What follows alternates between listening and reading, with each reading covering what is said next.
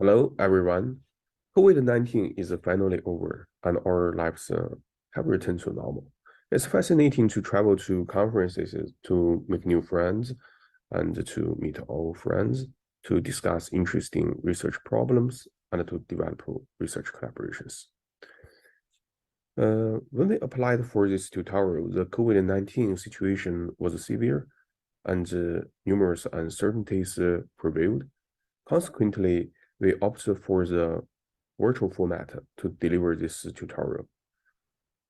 Although travel is not feasible, the previous virtual arrangement has created numerous obstacles in attending the conference in person. Therefore, we continue with the virtual format. We sincerely appreciate your kind understanding. It has been 10 years. Do you know what I'm referring to? Every once in a while, a revolutionary technology changes everything. 10 years ago, we got AlexNet developed by Hinton to make a new yet immense success in the 2012 ImageNet Challenge.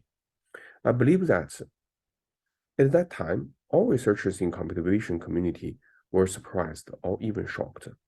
The next 5 years, we have witnessed an enormous change in our vision community because we have refreshed our understanding to almost every vision task by developing convolutional neural networks. The layman thought our success is only because of the big data and high-performance GPU machines. However, we know the truth is the seamless integration of new algorithms with big data and GPU machines.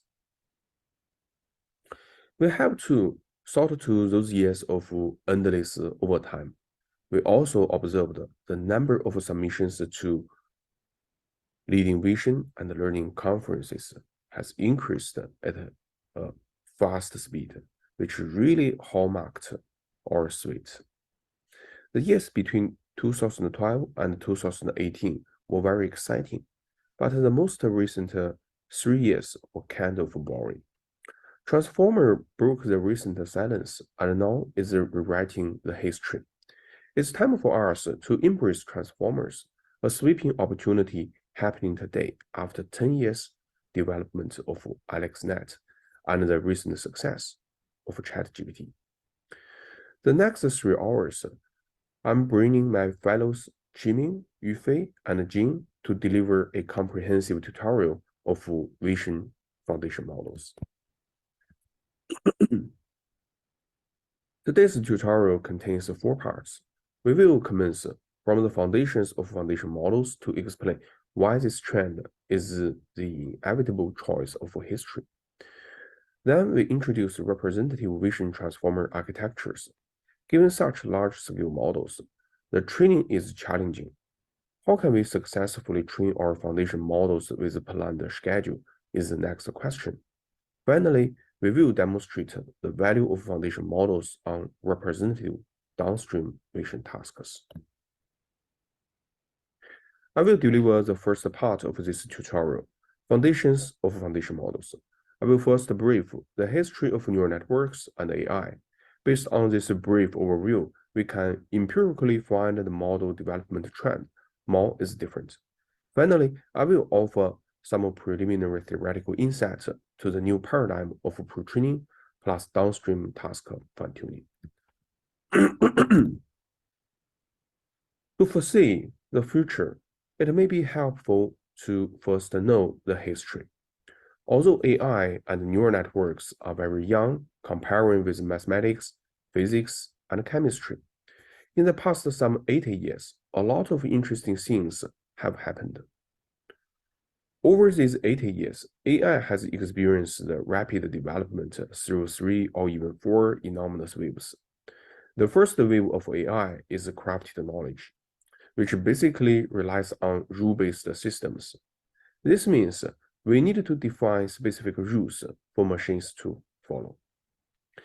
The second wave of AI is perceptual intelligence, which is mainly supported by statistical learning. At that time, data grew quickly because various sensors deployed into practice, and data-driven methods stood on the stage. Given that condition, only using rules was impossible to define every possibility and also cause uncontrolled system complexity. Therefore, statistical learning and neural networks were largely deployed in practice. Now we are in the third wave of cognitive intelligence. Deep learning triggered this wave. Here, we have to acknowledge big data and high-performance computers. In this wave, contextual information is essential. We expect machines will be able to understand and perceive the world on its own, and learn by understanding the world and reason with it.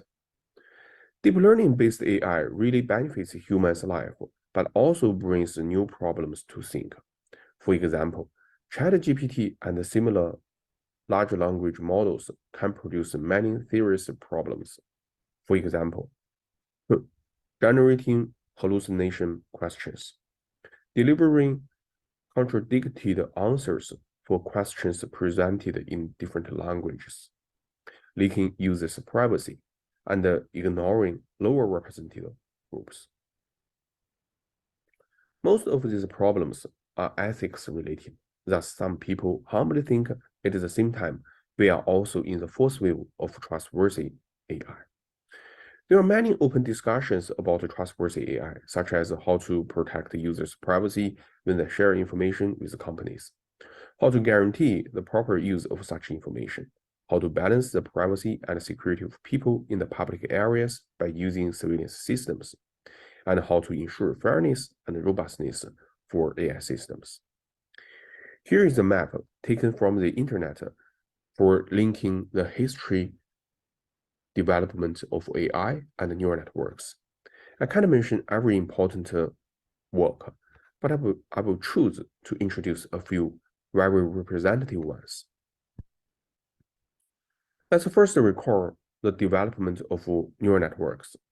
The concept of neural networks was first introduced in 1943 when psychologist Warren McCulloch and mathematical logician Walter Pitts designed artificial neurons inspired by biological neurons. An artificial neuron is the smallest unit of an artificial neural network and can be used for classification problems. In 1958, Professor Frank Rosenblatt, an American psychologist and also a father of neural networks, invented perceptron at the Cornell Aeronautical Laboratory. Based upon neuron, perceptron extends the network input from Boolean values to real numbers. He also proposed the stochastic gradient descent algorithm, SGD, to learn the weights of neurons. I still remember that at that time, some books even had a very loud slogan saying that artificial intelligence is dead, long live neural networks. Although the perceptron is simple in structure, it marked the beginning of modern deep neural networks. At that time, New York Times highly reported this simple algorithm and presented an extremely high expectation on this algorithm, such as this embryo will eventually enable machines to walk, talk, see, and write. We also know there is an attribute medal named after Frank to memorize his significant contributions to the community. The most dramatic experience in Frank Rosenblatt's life was the controversy with Marvin Minsky, who Frank called a lawyer opponent. Marvin Minsky is one of the founders of AI and the Dartmouth AI conference. At the center of their debate was the value of biologically inspired computational methods. Frank thought his artificial neural network can do almost everything. Marvin disagreed, arguing that artificial neural networks cannot solve artificial intelligence problems. 10 years later, after the development of perceptron, in 1969, Marvin published his seminal book, Perceptrons: An Introduction to Computational Geometry, which pointed out that perceptrons cannot solve even the most basic XOR problem. As a result, the development of artificial neural networks ended abruptly and stagnated in the study of perceptrons. 1 year later, Marvin ushered in the highlight moment of his life by receiving the Turing Award. However, in 1971, Frank drowned with rolling alone in Chesapeake Bay on his 43rd birthday. History doesn't repeat itself. However, we can learn a lot from it. This stagnation lasted until 1986, when Geoff Hinton, a father of deep learning, successfully used the backpropagation algorithm, or BP, to train a multi-layer perceptron, or MLP, to solve the XOR problem, and even more complex problems. Following his breakthrough, neural networks began to attract intensive attention. The enormous value of this paper published in Nature is not only to propose a backpropagation algorithm, but also a major turning point in the separation of neural networks from psychology and physiology to the field of machine learning. For a period, the research of computational intelligence and AI is kind of ad hoc. In 1988, Turing Award winner Judy Pearl introduced the probability and decision theory to the field of artificial intelligence, developing precise mathematical descriptions for computational intelligence paradigms, such as neural networks and evolutionary algorithms. At the same time, in the middle 1990s, Wapnick, Chervonenkis, and Valent utilized the Green-Wankel-Cantless framework to successfully propose the statistical learning theory and the probably approximate correct or PAC framework, which allowed us to effectively conduct the theoretical analysis of neural networks and machine learning algorithms, and also to design new algorithms from theoretical analysis. Especially support vector machines stemmed from generalized portrait method became a phenomenon in AI around 1990s. In 2006, Hinton published a popular paper, reducing the dimensionality of data with neural networks, to remind the community about neural networks with multiple hidden layers. Around 2010, due to the emergence of large datasets and high-performance computing equipment, the outstanding performance of the convolutional neural network-based AlexNet in the 2012 ImageNet Challenge marked the arrival of the era of deep learning. In its development over the past few decades, neural networks have experienced both a decline and a subsequent resurgence in popularity as it continues to spiral onwards. After every 10 or 20 years, we encounter a significant leap from a quantitative change to a qualitative change in our research. It has been a decade since the success of AlexNet in 2012. Are we to expect now? This progress can be summed up as more is different, simpler yet refined.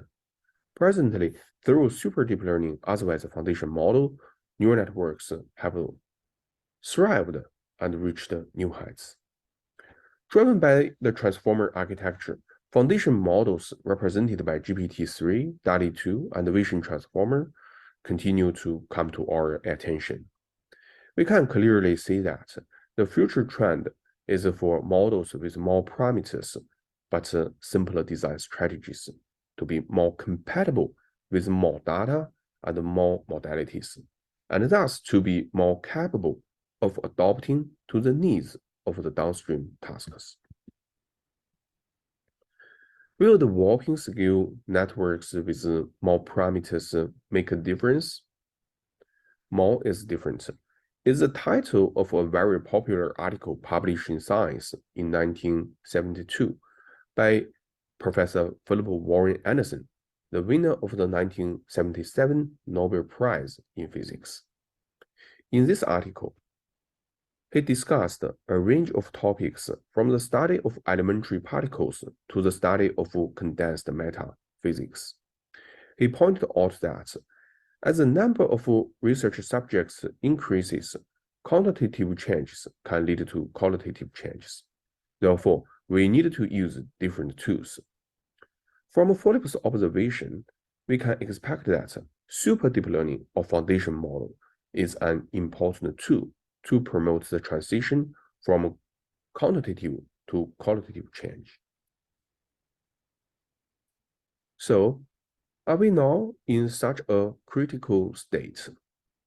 How can we achieve the aforementioned goals? We can see that the growth of data, model scale, and the computing power has been exponential in recent years. Specifically, the quantity of data used for our calculations, be it images or text, has reached tens of billions, millions, and it can be expected to reach hundreds of millions or even billions in the near term. Our model parameters have developed rapidly in the past few years, especially following the introduction of the transformer architecture, which has caused an exponential increase in network size. The same applies to computing power, especially considering the close integration of software and hardware. We can expect a very efficient computational platform. More is different. We have now ushered in the era of super deep learning. Foundation model will be growing the practice and eroding the theoretical research. The success of ChatGPT and Midjourney have fully verified that large-scale networks express the emergent capabilities. Nonetheless, the remarkable success of ChatGPT has sparked concerns about the possibility of technological singularity. For decades, every time there was an AI boom, we would say that the technological singularity was approaching, even if it ended up being a joke. Last time, we worried about this because of the success of AlphaGo in 2015. However, before the success of ChatGPT in early 2023, our understanding of AI primarily revolves around its challenges in practical deployment. Well, its ability to achieve recursive self-improvement remains far out of reach. AI driven by foundation models such as ChatGPT and GPT-4 can be different because of its recursive self-improvement capability. Although the capability is not strong, with the fast increase of computational power, we need to find ways to better understand AI and appropriately regulate AI. Thus, maybe this time will be different. So let's take a fresh look at neural networks. We can start from convolutional neural networks because AlexNet ignited this wave of AI driven by deep learning. In 1998, Yann LeCun and his colleagues delivered one of the earliest convolutional neural networks for handwriting character recognition, which is called LearNet. The network has 5 layers and was optimized using stochastic gradient descent upon the standard handwriting digits.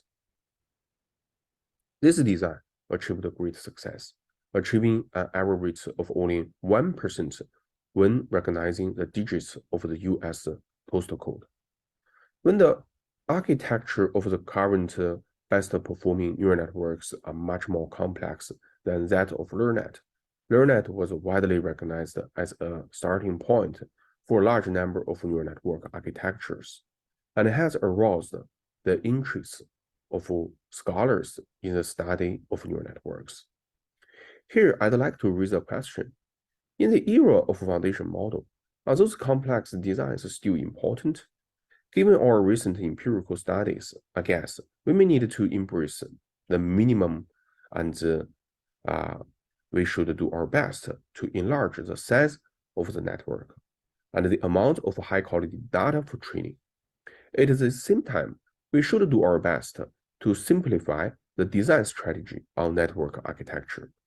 An exemplary instance of our recent work, VanillaNet, with 50 million parameters, retains the basic convolutional design, even eliminating the skip connections, while achieving comparable performance to the best performed transformer models on the ImageNet benchmark. As we stack more convolutional layers, the network can become deeper and have more parameters. The many-layered network is thus expected to have a larger capacity to encode more images, and thus is able to attain better performance on various tasks. However, as the gradients are computed by the chain rule, the gradients in the early layers heavily rely on the succeeding layers. Thus, a very deep architecture tends to have a gradient vanishing or gradient exploding problem, which becomes a bottleneck of such a design in practice. As shown in this figure, the skip connection or shortcuts were proposed to bypass some layers to mitigate the gradient vanishing problem. The design stabilizes the training by learning the residual feature representation instead of learning the signal representation directly, and enables researchers to design a very deep network, such as this ResNet 152, which consists of 152 layers, as shown in the figure here. Although VanillaNet successfully achieved on top-level performance on the ImageNet challenge without the skip connection, the skip connection itself still plays a critical role in many deployments. Convolutional neural networks have achieved great success in image processing and understanding tasks. However, in the end, it failed to cause an uproar in natural language processing. The main reason is that convolutional networks are good at hierarchical modeling, while natural language processing is more dependent on the modeling of long-range relationships in sequences. And so, recurrent networks, long short-term memory models, and hidden Markov models were still dominant in natural language processing before the invention of transformer. However, there are two fatal problems in recurrent networks, as well as other convolutional models. The first is the parallel computing capability of the model is severely limited, resulting in a high training cost in large-scale practical applications. The second problem is it is difficult to expand the model, which limits the model's capacity. Transformer really changes natural language processing. Through the transformer block, we can easily develop large-scale deep models or super deep models. The transformer block contains a multi-head self-attention and a feed-forward fully connected layer. The self-attention layer generates a contextual representation of each token. By replicating multiple self-attention layers, we have this multi-head self-attention, which is capable to attend to different kinds of information, such as lexicon and syntax. This is because multi-head self-attention jointly attends to information from different representation subspaces at different positions. Self-attention plays an important role here. It allows parallel and distributed computation, and thus achieving fast training, much faster than recurrent networks. It captures better global dependencies between words, and it provides better interpretability where realizing the attention scores. Here, we also need to know that self-attention possesses the inertial disadvantage of sequential modeling due to the lack of the positional information. However, this disadvantage can be largely mitigated by using the absolute position encoding. This encoding informs the model positional information by simply adding the position encoding to the word embeddings. We can either learn this position encoding or use some predefined calculation method. The feed-forward layer can be very wide.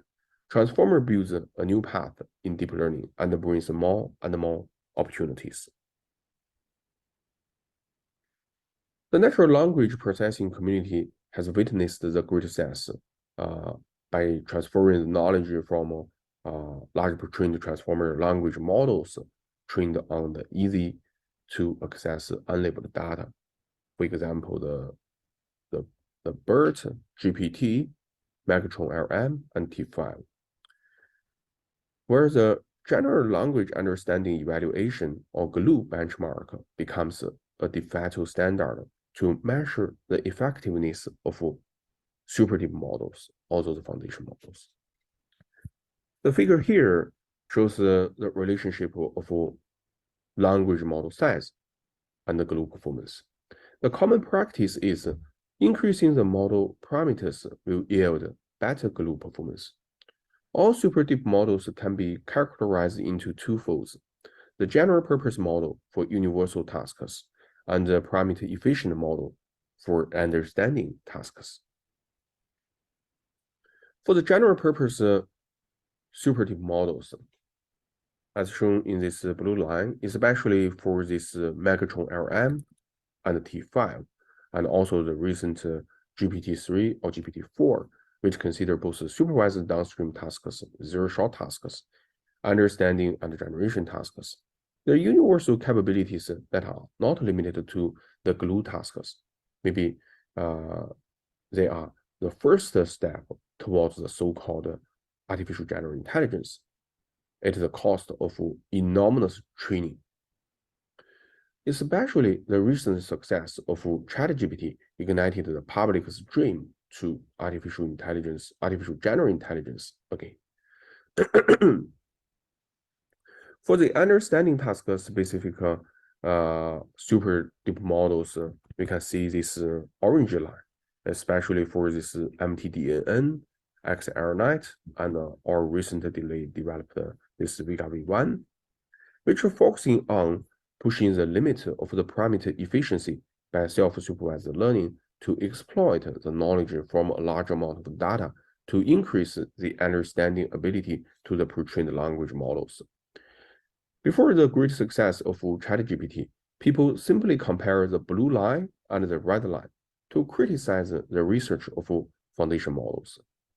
This is because the exponential growth of the parameter number costs enormously, but increases the GLUE score little. The new orange line of the models focusing on understanding tasks eliminates this crisis. Moreover, we also know the GLUE score has almost reached a saturation point. We thus need more comprehensive evaluation metrics to better understand general purpose foundation models such as ChatGPT and GPT-4. Foundation model training is costly, but we still commenced our expensive research on this expensive topic in early 2021. We have repeatedly questioned ourselves since the late 2020. Is it truly worth investing significant efforts and resources in such a costly research direction?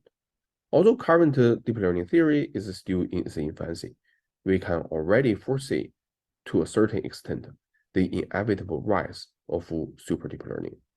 I will now present a brief introduction of the three main dimensions of deep learning, namely deep, wide, and large. Long time ago, people questioned neural networks, mainly because of two reasons.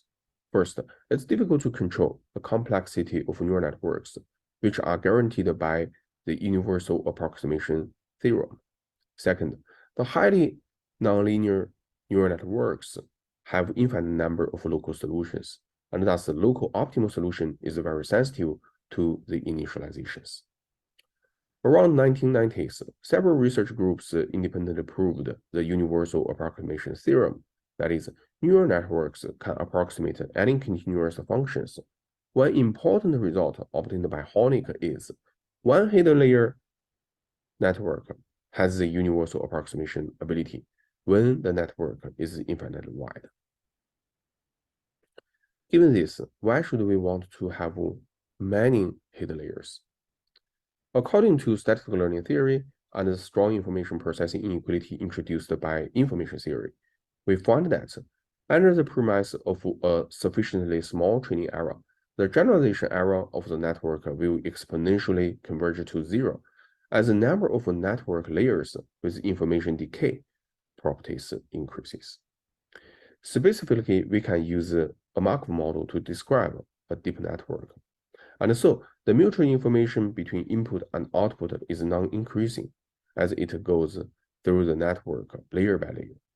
This suggests the hierarchical structure in a deep network is very essential to filter out redundant information which is not useful for classification. The feature mapping for each layer in deep networks is likely to be non-invertible, which results in the information loss according to the data processing inequality. Such kind of layers include convolutional layers, pooling layers, ReLU activations, and dropout operators. To a certain extent, this finding explains why we need deep neural networks. Of course, we still have to obey the principle of Occam's razor and avoid unnecessarily multiplying entities. On the other hand, the research on neural network widths represented by the neural tangent kernel, or NTK, points out that the initialization of an infinitely wide neural network is equivalent to a Gaussian process. It also indicates that the training process of neural networks can be described by a kernel method, which can get the network to find the most optimal solution. In this study, NTK described the local dynamics of a sufficiently wide neural network. And the theory states that a sufficiently wide neural network has fewer local optimal solutions. Additionally, according to statistical learning theory, the generalizability of a model is guaranteed given a sufficiently large training sample. We know that neural networks are very sensitive to initialization parameters, especially small-scale networks. Our theoretical analysis shows that large networks trained on broad data are insensitive to initialization parameters, and the corresponding generalization error upper bound is determined by the training sample size. Therefore, NTK suggests that a sufficiently wide network will effectively avoid poor local solutions. And so this also means that we want to have wider structure. Therefore, the training mechanisms, such as pre-training plus fine-tuning, have high efficiency and good adaptability. In this mechanism, a large model is pre-trained on a large amount of training data and then fine-tuned on a small amount of downstream data to achieve very good generalizability on the downstream data. The large model trained on massive data provides a very good initialization for fine-tuning the model on downstream tasks, enabling the model to converge on downstream tasks quickly.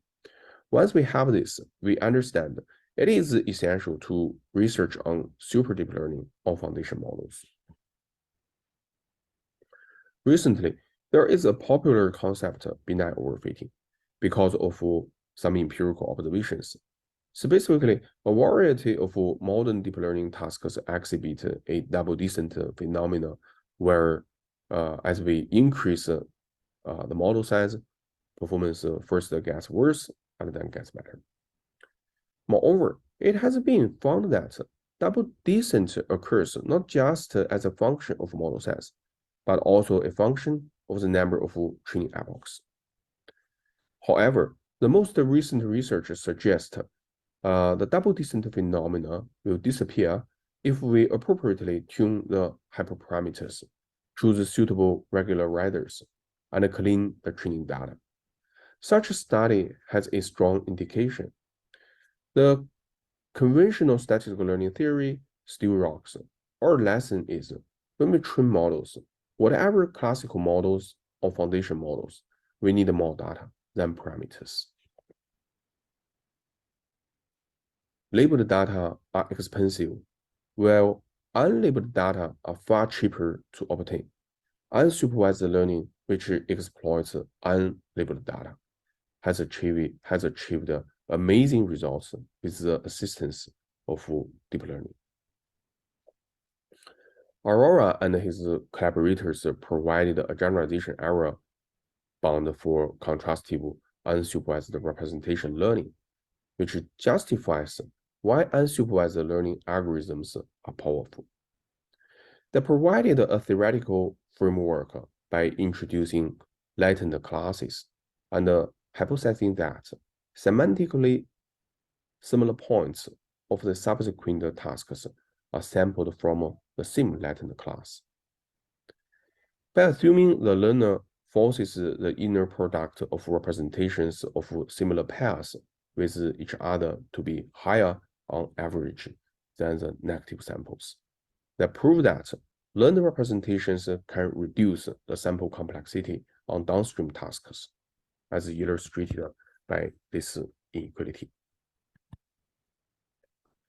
Multimodal learning has recently received intensive attention, especially since the success of DALL-E 2. We also obtained nice progress in this direction. We can generate good-looking images and videos using only words. In fact, in addition to these interesting applications, our theoretical analysis in the past pointed out that through multimodal learning, we can effectively improve the stability and the generalizability of the model. This is mainly because multi-view or multimodality data carry not only consistent but also complementary information, which will help us learn the latent intact space. We show theoretically that by combining multiple views or modalities, we can obtain abundant information for latent intact space recovery. Moreover, we show that the complementarity between multiple views or modalities is beneficial for the stability and generalization. The very recent success of GPT-4 empirically verifies our theoretical findings by showing that visual modality improves GPT-4 on challenging tasks. Actually, those tasks are natural language processing tasks, such as the GRE quantitative and the verbal tests. In addition to the recent focus on multimodality learning, multitask learning has once again caught our attention. Google's pathway framework provides a glimpse of the bright future ahead for large model-based multitask learning. Why does multitask learning play an important role in the era of super deep learning? It can improve modality, model accuracy, memory efficiency, and the inference speed when compared to training tasks individually. Therefore, multitask combined with deep learning has been widely used for many computer vision and natural language processing tasks. This inequality here shows that by increasing the task number under the assumption that the feature structures are similar, the algorithms will be more stable and generalizing better. Specifically, Si represents the modified version of S, where one pair of X, Y has been replaced. By increasing the task number, the difference between the hypotheses learned by S and Si will become smaller, with a convergence order of 1/T. Deep learning has become an important means of achieving artificial intelligence, with its complexity and variety getting us towards the development of foundation models. There are many reasons behind this development. While we are on this topic, I'd like to mention our recent book, which covers the theoretical foundations of deep learning. This book will be published by Springer. It covers topics of wide interest, including the relationship between model complexity and capacity, the role of the stochastic gradient descent algorithm as a regularizer, the geometric properties of neural network loss surface, and the hot topic of binary overfitting. Here, I believe you already set up your initial impression that the transformer-based foundation model will wave the computer vision community again, just like the AlexNet. If so, I think I have achieved my purpose. I will leave the rest part of this tutorial to my colleagues Jiming, Yufei, and Jing. Thank you.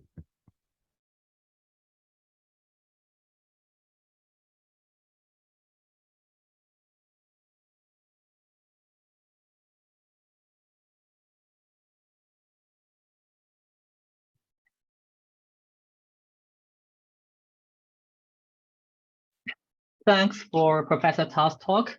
Now I will give my part in this tutorial. My name is Qiming Zhang, and I'm currently pursuing a PhD degree at the University of Sydney, supervised by Professor Dajun Tao and Dr. Jing Zhang. I'm very happy to be here to introduce the recent progress of vision transformer architectures. This part will have 4 sections, namely preliminary with technical details, plain vision transformer, hierarchical ones, and lightweight and efficient transformers. I'm going to show the details of each module in vision transformer first, namely VIT. We will provide a concise overview of the structure of vision transformers. As illustrated in the diagram on the left, the input to a vision transformer is a 2D image, which is divided into several equally sized patches. These patches are then reshaped into a 1D sequence, where each patch can be seen as a word and the entire image as a sentence, drawing an analogy to natural language processing. To process these patches, a patch embedding layer projects each patch into a visual token. Additionally, an extra class token is appended to the visual tokens. The class token plays a crucial role in aggregating category-related information during the subsequent feature extraction process. However, it's important to note that the 2D position information is lost during the flattening operation. To compensate for this loss, position embeddings are added to these tokens. These position embeddings can either be learnable or fixed. Next, the token sequence is processed by the transformer encoders to extract high-level token representation. The class token, in particular, is then fed into a classification head to obtain the final prediction results.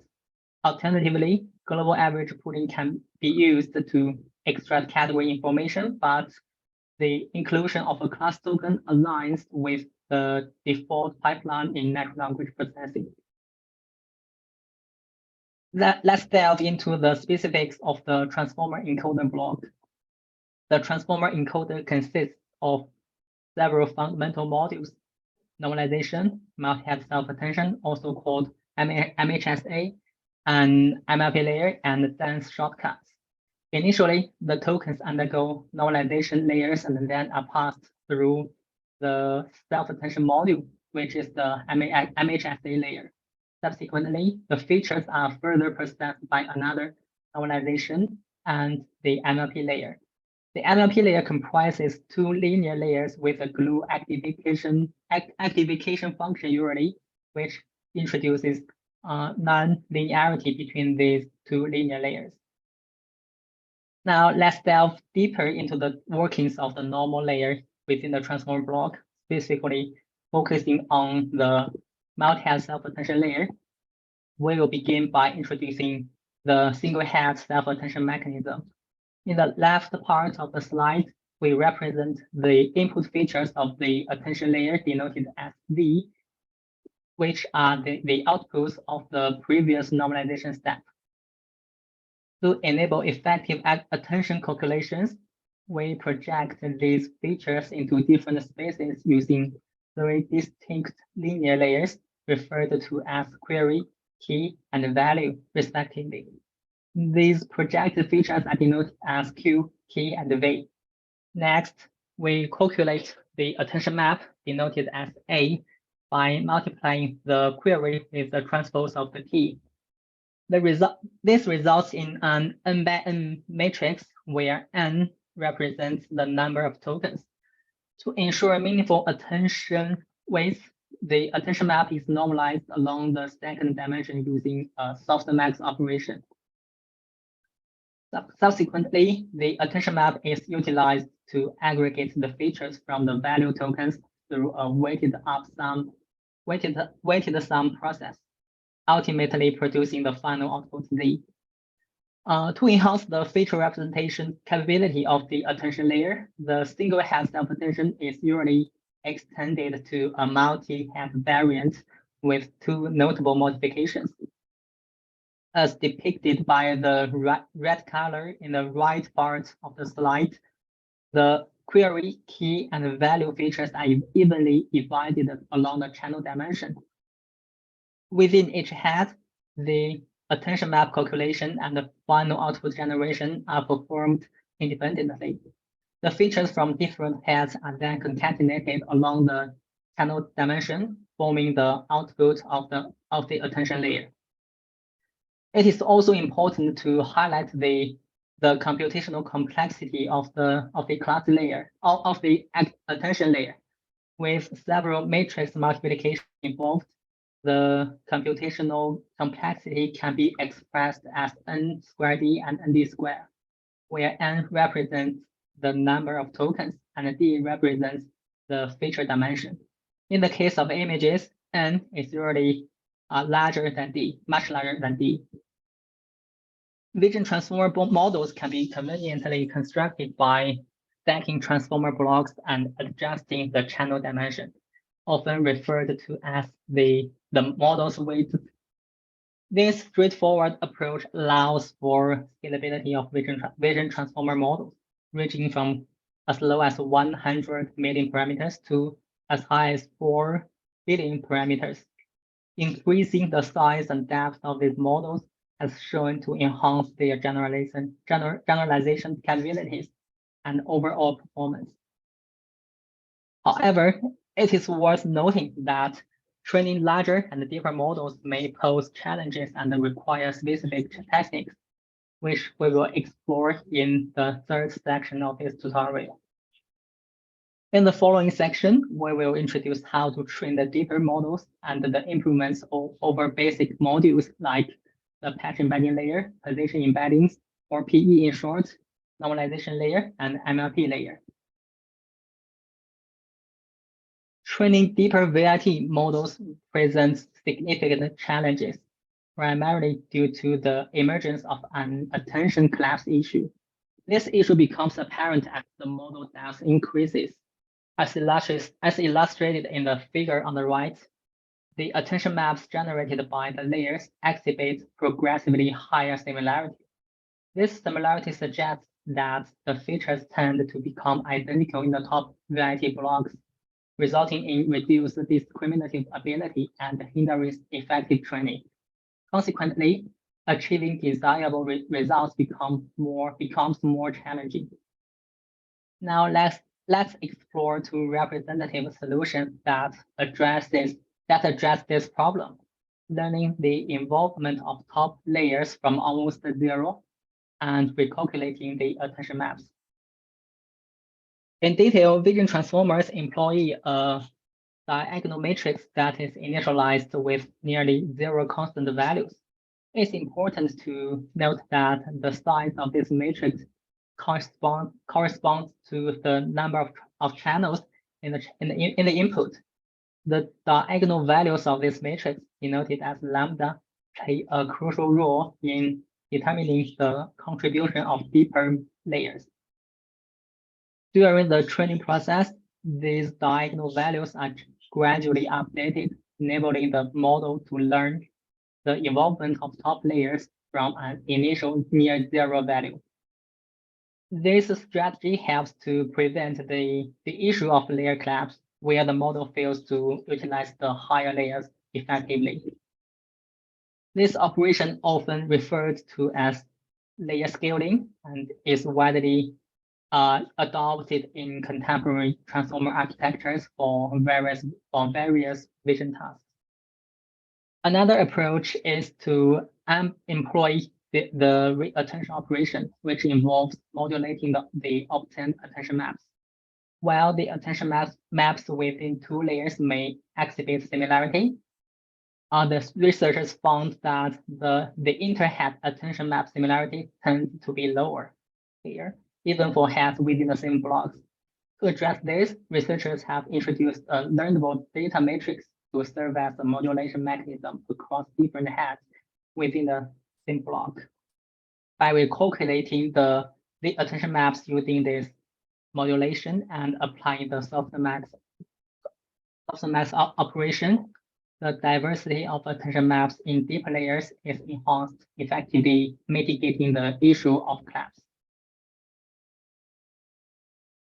This claim can be validated by examining the cross-layer feature map similarity and the performance on classification tasks. In the figures, it is evident that the cross-layer feature map similarity experiences a significant decrease when compared to the original self-attention layers. This reduction in similarity indicates the emergence of more discriminative features, resulting in improved performance. As depicted in the right figure, the green line representing reattention surpasses the plain VIT in yellow, demonstrating its superior performance.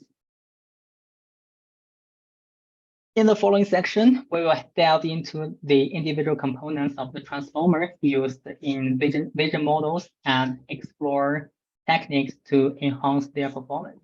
One important consideration in vision transformers is the handling of 2D position information, which is lost during the flattening process. To address this, vision transformers incorporate additional position embeddings to assist the network in capturing position awareness. However, this design poses limitations when dealing with the images of arbitrary sizes, which is a common occurrence in vision tasks. To overcome this limitation, a novel module called Position Encoding Generator, PEG, is introduced by the CVPR model. The PEG module employs depth-wise convolution to process the features and establish relative position relationships. The resulting PEG features are then added to the original features, analogous to the function of position embedding layer. To enhance the image tokenizer, researchers have examined the mean attention distance of each layer in a pre-trained VIT large model. The left part of the figure illustrates the findings, revealing that attention distances in the shallow and the middle layers encompass both short and long-range distances, but the deep layers predominantly exhibit long attention distances.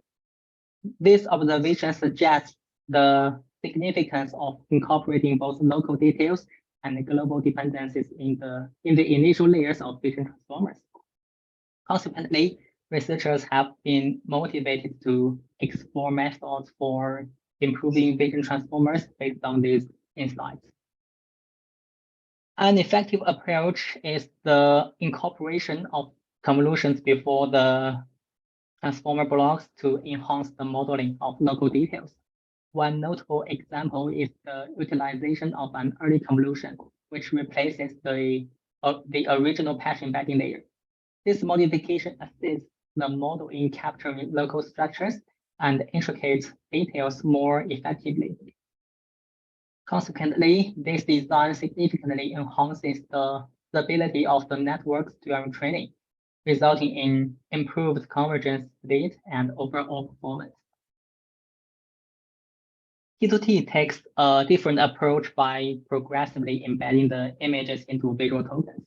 Instead of directly downsampling the images by 16 times, as typically done in vision transformers, T2T employs multiple tokens to token modules to gradually embed the images.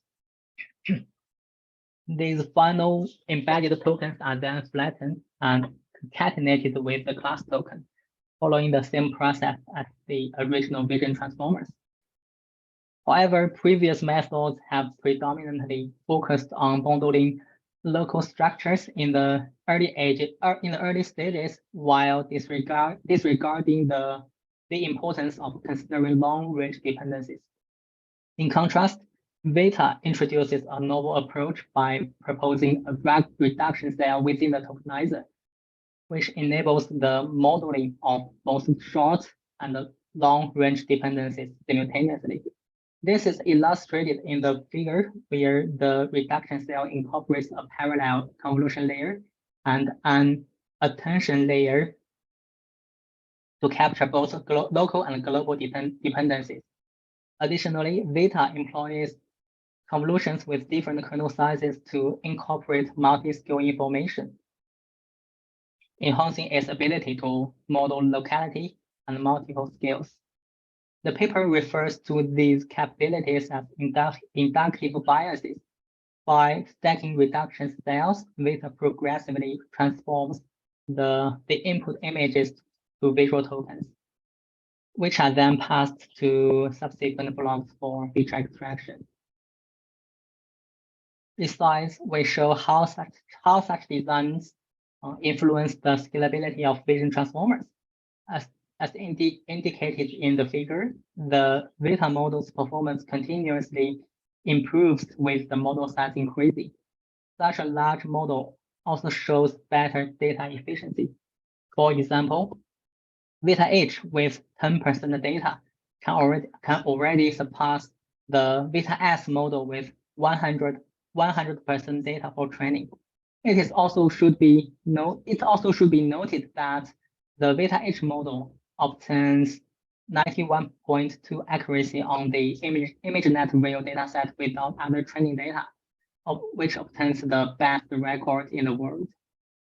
These results demonstrate the sweeping opportunity of foundation models for computer vision. Several research methods have focused on exploring normalization layers within transformer blocks. As shown in the figure, the layer normalization is applied to each individual token, resulting in uniform magnitude on all tokens, regardless of their importance. Unfortunately, this approach tends to yield inferior performance. To address this issue, DTN dynamic token normalization strikes a balance between intra and inter-token normalization, thereby preserving the distinctions between tokens. This balanced approach leads to the extraction of more robust features, enhancing the model's ability to capture rich contextual information. In this section, we will discuss the improvements over the MLP layer in vision transformers. These modifications draw inspiration from the tokenizer.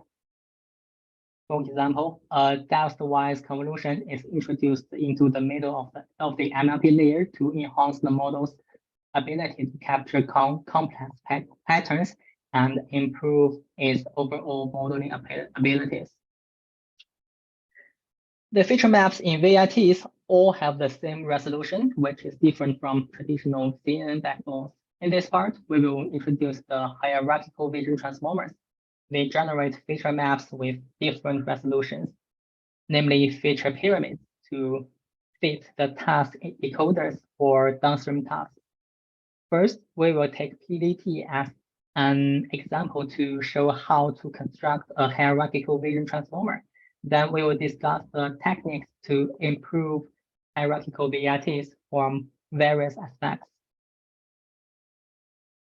Conventional CNNs like ResNet have several stages to gradually downsample the feature maps, where the intermediate features of various resolutions can be utilized for vision tasks like detection and segmentation. By contrast, vision transformers directly downsample the images to the expected spatial resolution through the patch embedding layer. Thus, researchers bring the experience from CNNs and design the hierarchical vision transformers, making them general and suitable for the downstream vision tasks. Here we take PVT as an example. PVT has 4 stages in total. Each stage has an embedded layer for downsampling and several transformer encoders in sequential to process features. The first stage has a downsampling ratio of 4 times, and the others are 2 times. It is noted that the patch embedding layer also changes the channel dimension, which is also known as model weight. During training or prediction, the output of each stage constructs a feature pyramid and is fed into the following decoder layers. The whole pipeline is similar to conventional CNNs like ResNet. After introducing the overall architecture, we will show how we will show the challenges and various model designs for hierarchical vision transformers. The main challenge of hierarchical vision transformers is the computation burden in MHSA. Specifically, the first stage in hierarchical VIT theory has a large number of zero tokens. This results in prohibitive computation costs in MHSA due to the quadratic complexity regarding token numbers. Thus, the novel local window attention is proposed accordingly, which is also known as WMHSA. Since the tokens only attend to those within the same window, the complexity decreases significantly to M² NC. However, window attention limits the cross-window connection, which may harm the modeling ability. Thus, the researchers also designed a shifted window mechanism among 2 adjacent transformer blocks. We can take the bottom left figure as an example. If the window size 4, the feature map is partitioned into 4 non-overlapped windows in layer L. Then in the next layer L+1, the window partitioning shifts toward the right and the bottom by 2 pixels respectively. As a result, the new non-overlapped windows cover the pixels of different windows in the previous layer. This guarantees the cross-window connection. Together with the proposed shift window attention, the researchers proposed a novel swing transformer architecture. This is the swing transformer architecture details for the V1 version. The model utilizes learnable relative position encodings within each window attention module to introduce the local information. For the V2 version, the location information is formulated by an MLP module with the relative location distance as inputs. We summarize the model configurations for swing variants in swing V1 and V2. With the model scaling up, its weight and block number also increases, resulting in wider and deeper vision transformer models. Swing transformer has inspired numerous works in various computer vision fields. The window attention has also been a popular choice for researchers due to the impressive balance between computation burden and performance. However, the cross-window information connection is constructed by 2 sequential blocks in swing, which lacks efficiency. Thus, a series of work explores the improved methods to solve this issue.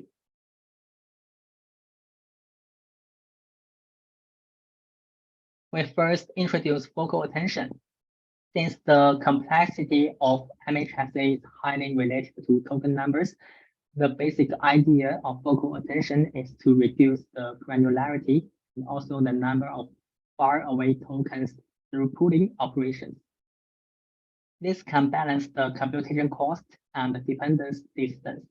In other words, for a given token, it attends the nearby fine-grained tokens and far away coarse-grained tokens to capture both local and global dependencies.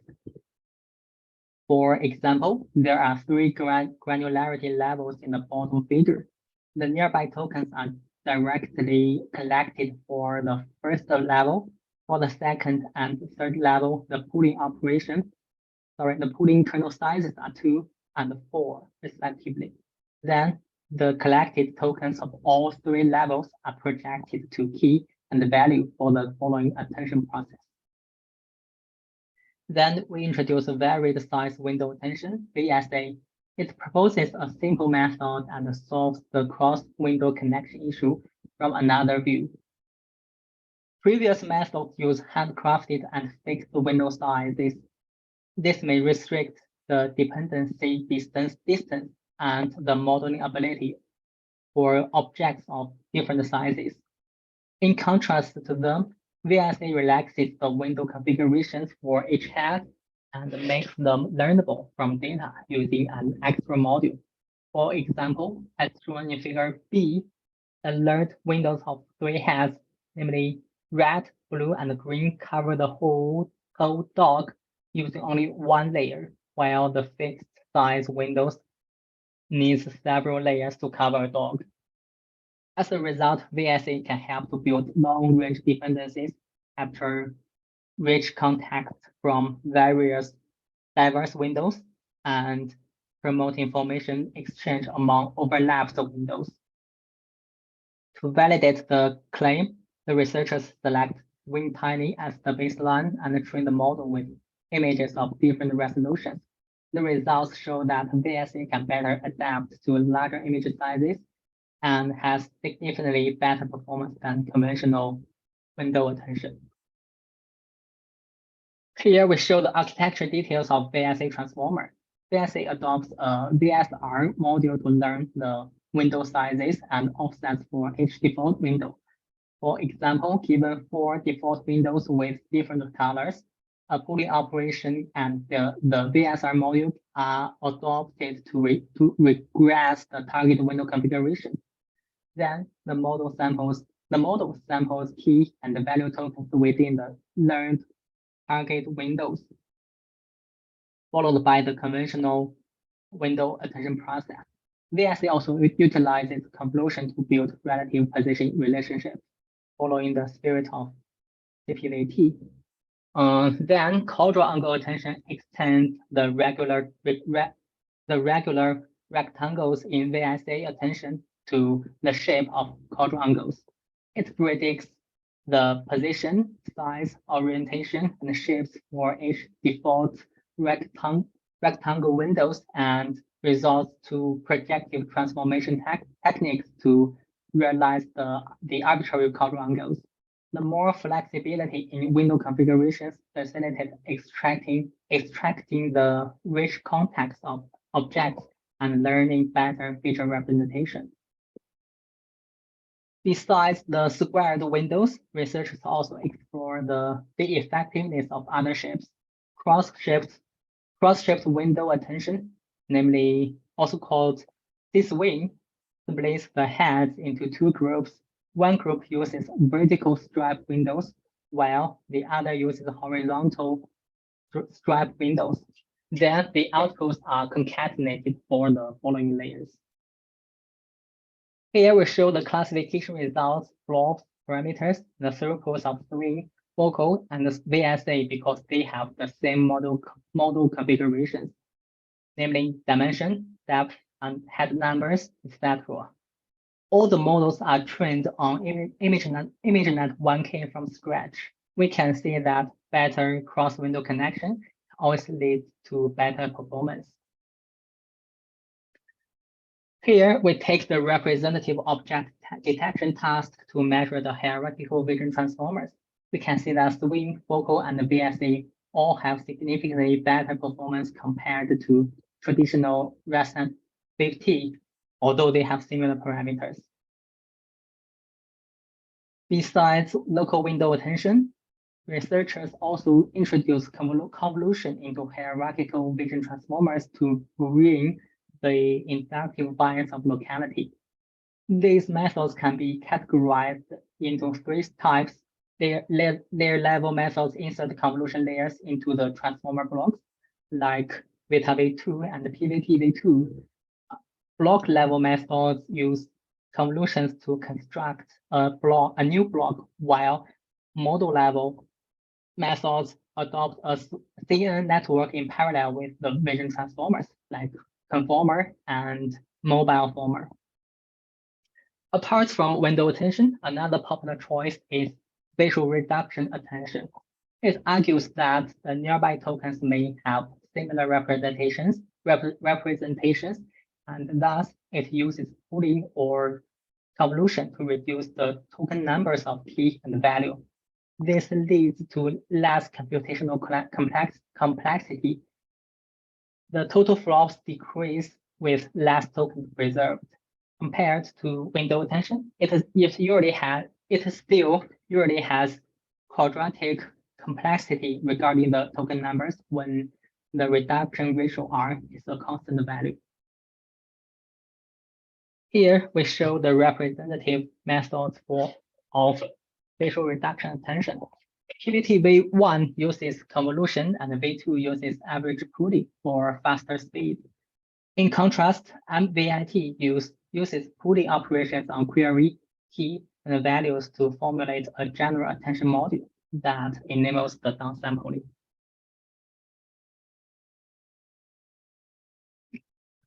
Here, we discuss an improved spatial reduction attention method, namely deformable attention.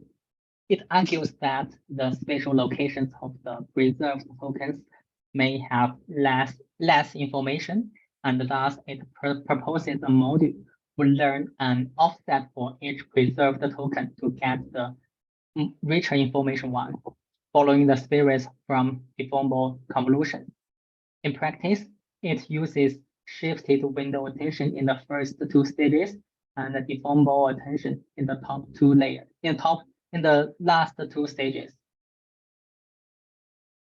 The scale invariance is also an important property of vision tasks because the objects can have arbitrary sizes in images.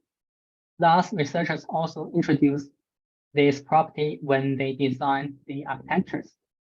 A popular way is to utilize parallel convolution with different kernel sizes.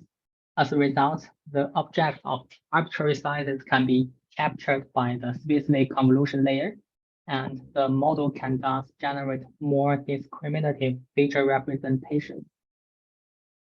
The representative approaches include Beta V2, EAT former, and cross-former. In contrast to convolutions, different window sizes in window attention can also capture context information at different scales.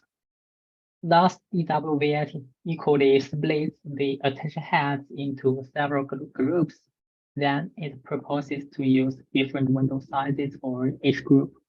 After the attention layer, a dynamic fusion module is proposed to enable the cross-scale interaction for better representations. Besides encoding multi-scale information within one layer, the utilization of multipaths is also an effective way for the scale invariance property because the multi-scale features are kept explicitly. Here, we discuss two representative methods with their different ways to formulate the multipaths.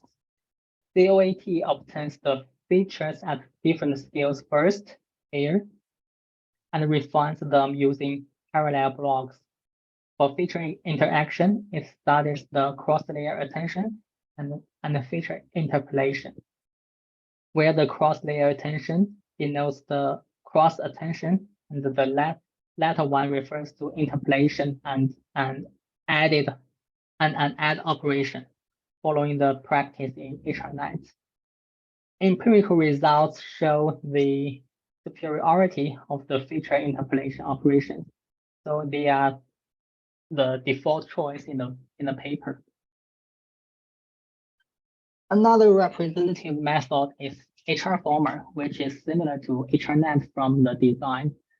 It keeps one high resolution branch in yellow, and gradually generates the low resolution features from the high resolution branch through downsampling.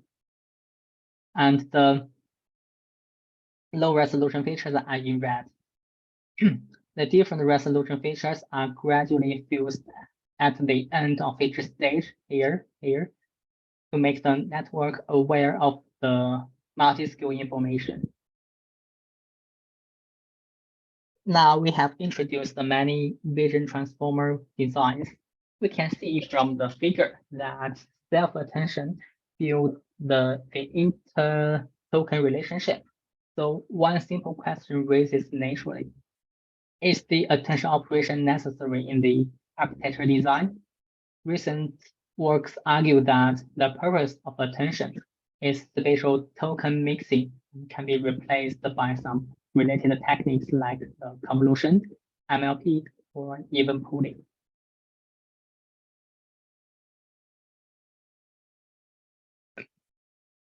The structures of these methods are shown in the figure. It can be observed that the channel mixing part is the same in the four structures, as it all contains one norm and one channel MLP, which is just the MLP layers in transformers, but the researchers use them in a different way. The difference in these structures is the module for spatial feature processing. Experimental results demonstrate that all these structures can obtain surprisingly good results on the image classification task, even with a simple pooling layer for spatial token mixing, namely metaformer. And in this part, we introduce the lightweight and efficient vision transformers from two perspectives: model level and token level.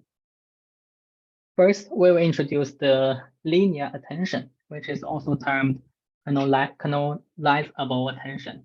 It aims to reduce the quadratic complexity of attention to the linear complexity regarding the token number. The key and basic idea is to find a function phi so that the multiplication of phi q, the phi key, can approach the softmax result. As a result, we can change the order of attention by calculating the key and the value first, and then multiplying the query tokens, namely phi q. This reduces the complexity to linear with respect to the token numbers. Since n is usually much larger than d in the case of images, this can lead to a significant computation relief. Then we discuss the patch level attention in mobile VIT-V1. The core idea is to reduce the token numbers by concatenating local patches, also known as unfolding in PyTorch. The MHSA builds long-range dependencies between such patch level tokens, and convolution builds local relationship. This makes them do what they are good at. Taking a block as an example, the model first uses convolution to encode local information. Then it unfolds the features to generate patch level tokens, where each patch level token consists of 9 tokens concatenated in the channel. Then the attention in transformer layers builds the relationship among patch level tokens, as shown by the pink line in the bottom left figure here. After that, the model recovers the patch level tokens to their original spatial resolutions and adopts convolutions to build the local relationship, namely the blue line in here. To further accelerate the circuits, mobile VITV2 proposes the separable attention, which discards the time-consuming matrix multiplications of tensors, namely DMM shown in yellow, and uses element-wise multiplication instead. As a result, the complexity of separable attention decreases from n squared d to nd.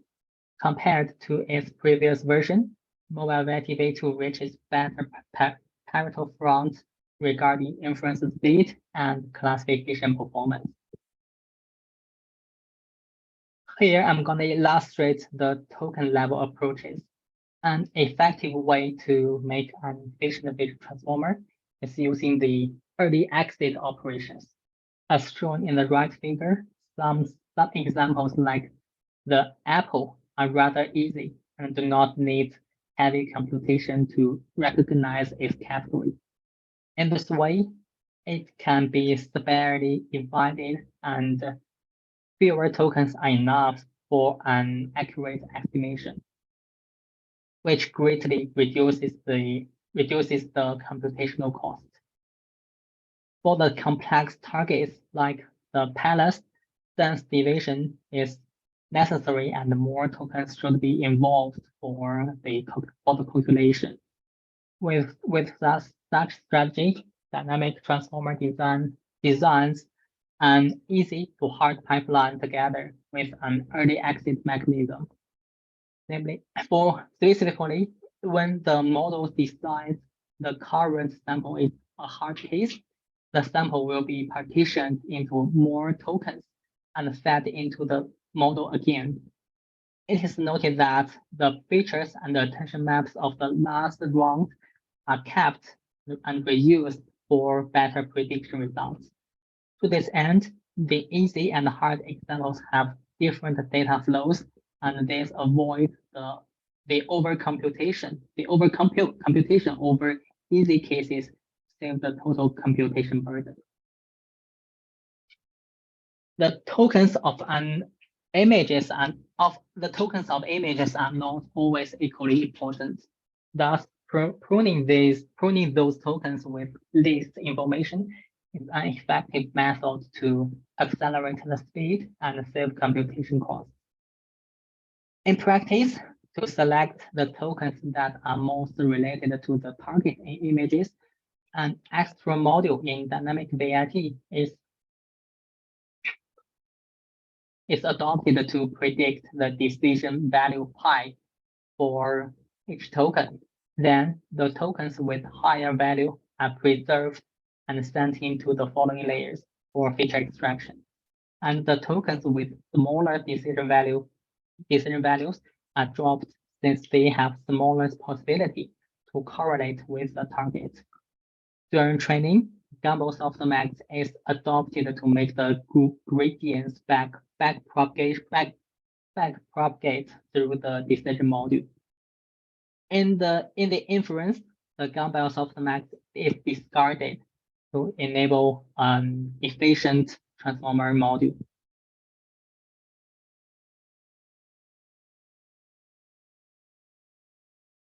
Another strategy to reduce the token numbers is to merge the most similar tokens, which is also called token merging. In each block, the tokens are divided into two sets, namely set A and set B randomly, and each token in set A should be connected to the most similar token in set B. When merging the tokens with top most similar connections, which is determined by the compressing ratio R, the total token number is reduced to enable more efficient VIT models. An interesting finding from the paper is that this method reaches throughput speed up without needing to train, which aligns with the similarity mechanism in attention in vision transformers. Here, I have ended my part. Thank you very much for your listening. Hoping this talk can help you. Next, we'll have Yufei for the training method in vision transformers.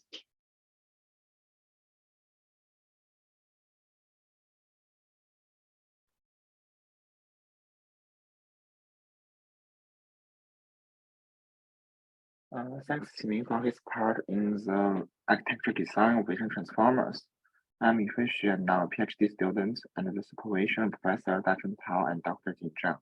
In this section, I will introduce some related works about the learning methods of vision transformers.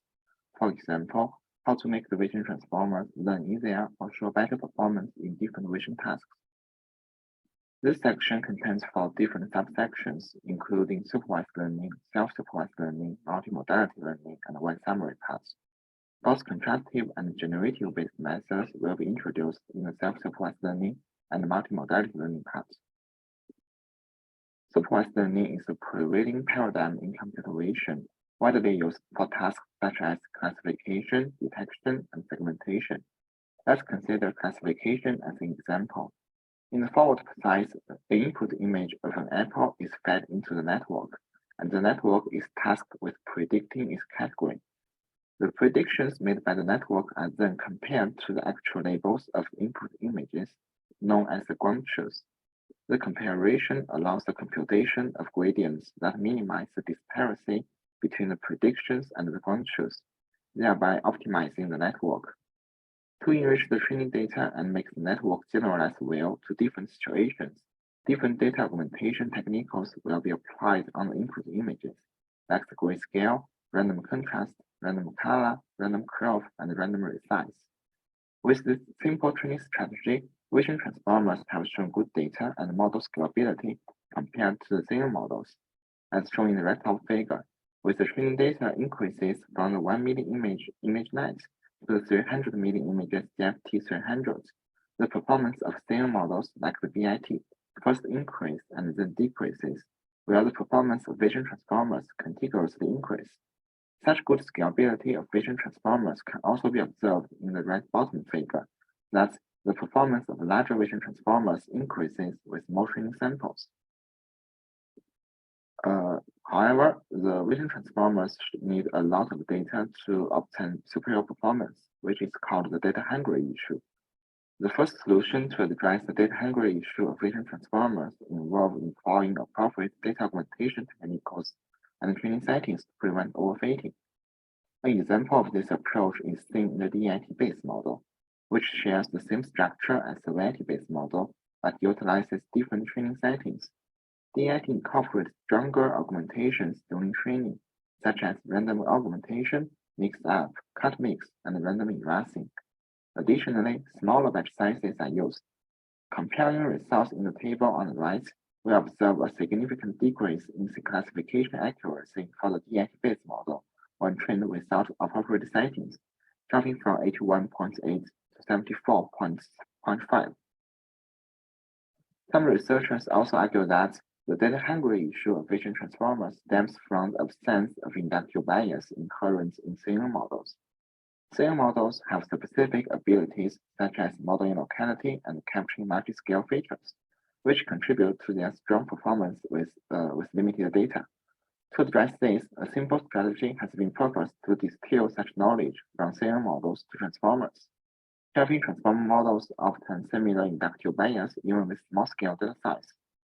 To achieve this, DIT introduces a straightforward modification by adding an extra distillation token to the inputs.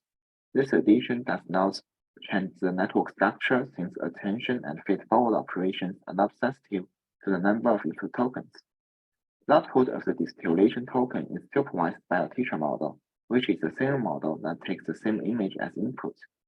Two distillation methods are explored, for example, the Euro distillation and hard distillation, determining on whether we use the figure of the teacher model as a separation. By either distilling knowledge from linear models or incorporating inductive bias into the architecture design, researchers aim to equip vision transformers with the advantage properties of linear models, enabling them to achieve better performance even when data is limited. This approach effectively introduces the desired inductive bias into vision transformers, addressing their data hungry issue and expanding their capabilities. Unfortunately, it is hard to collect and note such large-scale data size. To deal with this problem, let's first revisit human learning. Humans learn by observing the worlds we are born into, which does not require the heavy labeling that supervised deep learning methods now require. For example, We can read comic books without words and naturally guess how to use a toy. We could recognize the same category objects by naturally classing them and do not need the help of labels. We can also recognize the Pikachu according to its shape and predict the mixed textures. So, how could we transfer such inspirations to the learning of vision transformers without labels? We will introduce several self-supervised learning-based methods. Many works have tried to design such tasks to help the model learn without labels. These tasks are called pretext tasks. One typical method is to design recognition tasks for the models to learn. Given 3 pictures, like 2 Great Wall pictures with different lighting condition and capture viewpoints, and a car with the Great Wall brand, we hope the network can recognize that the 2 Great Walls belong to Great Walls, but the car is just a car. The task is similar to the recognition cards used in the early education area, where we want the children to find the properties of characters and recognize them on different color backgrounds. Here we want the model to learn the visual clues from the Great Wall pictures and recognize other Great Wall pictures captured from other viewpoints. In practice, we extract the features from the 3 images and project these features on a unit sphere. Then we encourage the model to put together the features extracted from the 2 Great Wall images. Although we only demonstrate 1 negative samples here, it is expected to have abundant negative samples to build sufficient supplementary signals. Inference loss is a common choice to facilitate the model's learning. Such a pipeline is called contrastive learning. In the following, we will introduce how to align the features via the inference loss. Then, as there are no labels in this data set for us to choose the samples belonging to the same category, how to construct the contrastive pair will also be involved. Let's denote the image of the Great Wall as SQ. The image from the other viewpoint is called SK+. Any other images that do not belong to the Great Wall category are denoted as SKI. The other images can belong to any other categories that is not the Great Wall. All kinds of images are sent into the network for feature extraction, and their features are denoted as Q, P+, and Ki, respectively. The similarity between the different images are calculated as the dot product between the extracted features. The contrastive loss is defined as the equation defined in the bottom left part, which is called the inference loss. Recall that we require the model to put together the features extracted belonging to the positive pairs Q and K+, while hoping the features from other pairs should be far away. To minimize the inference loss, we will ask the numerator to be as large as possible and the denominator to be as small as possible. Such a requirement equals to that we encourage the feature Q and K+ to be as similar as possible, and the similarity between Q and other K's to be as small as possible. Then the problem comes, how can we get the features from the images Q and SK? One simple strategy is to use the network to extract the features directly, as shown in the A part. However, such a strategy restricts the max batch size that we could use during training, while larger batch sizes means more negative pairs can be utilized. One modification is shown in the B part, that using the memory bank to provide the features for the case. The memory bank is generated by using the network to extract features from the whole dataset in an offline manner, which is intractable when the dataset scale is large. The Moco method is purposed to use the momentum updated encoder to extract the features from the SK, and this branch has no gradient during training. In this way, the batch size can be enlarged under the same memory utilization. Now we are familiar with how to calculate the similarity between different samples and how to make the network put together the positive pairs using the inference loss. Then, as there is no labels available during training when constructing the positive and negative pairs, it is challenging for us to construct such contrastive pairs. One simple strategy is to use different augmented views of the same image as positive pairs. For example, given the dog as the input, different augmented views are generated from the original image via different augmentation techniques like the cropping, flip, rotation, blur, and so on. Using this simple strategy, the positive pairs can be constructed without the need of each image's category information.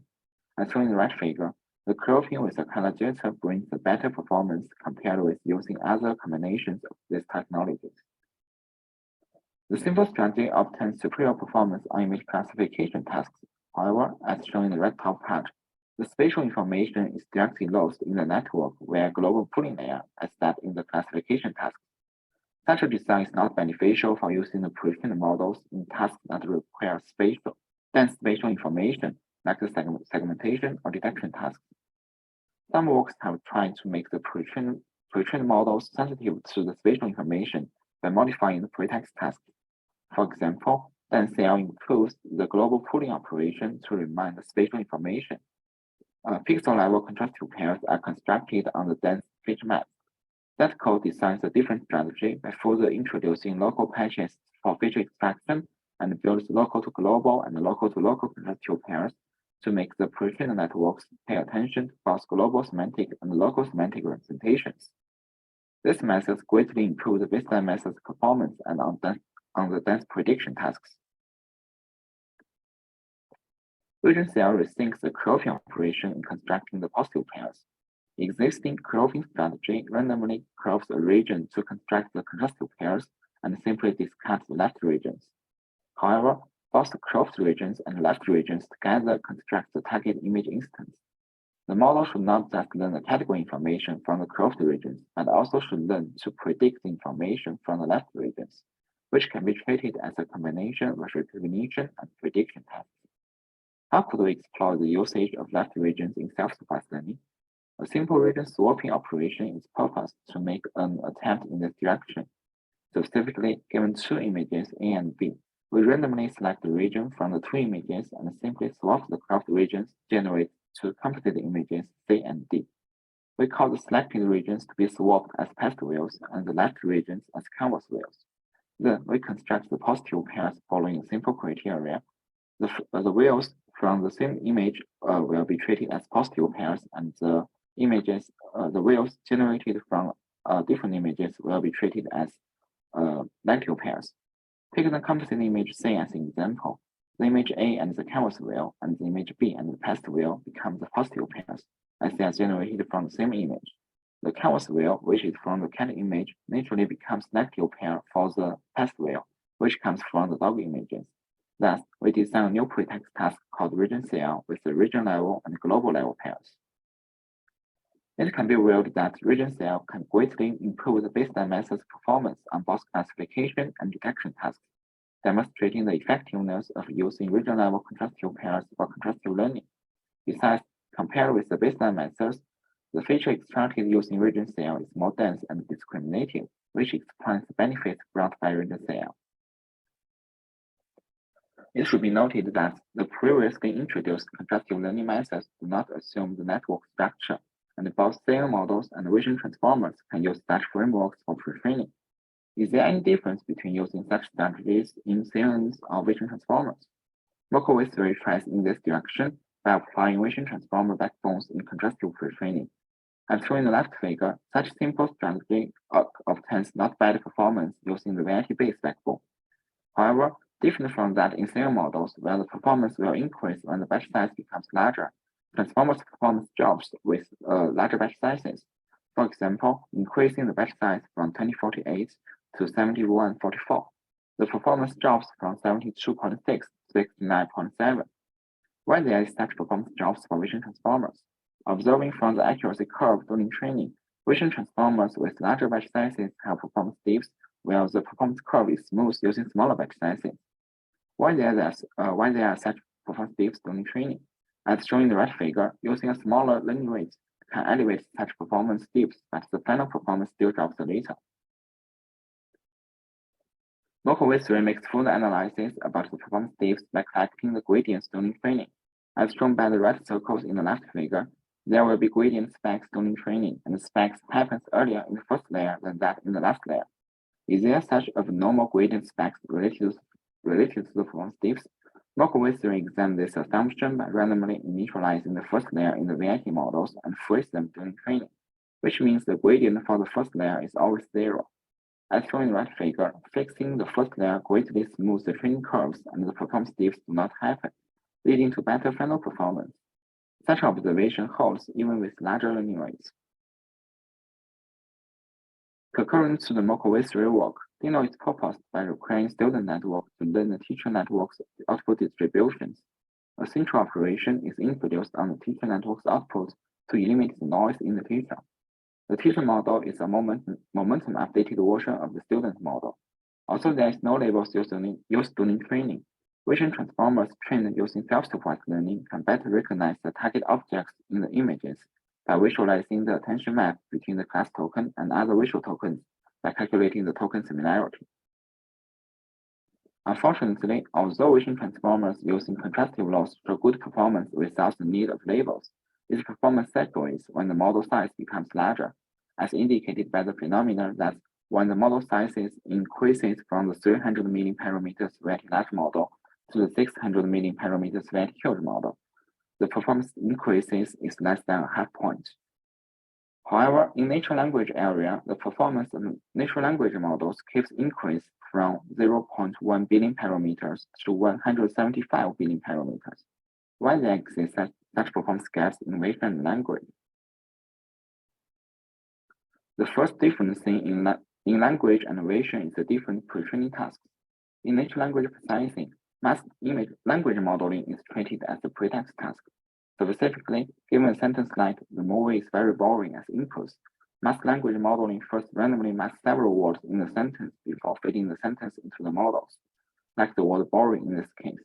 The model is asked to predict what the masked word is during the pre-training phase, where vision transformers take the contrastive learning as a pretext task.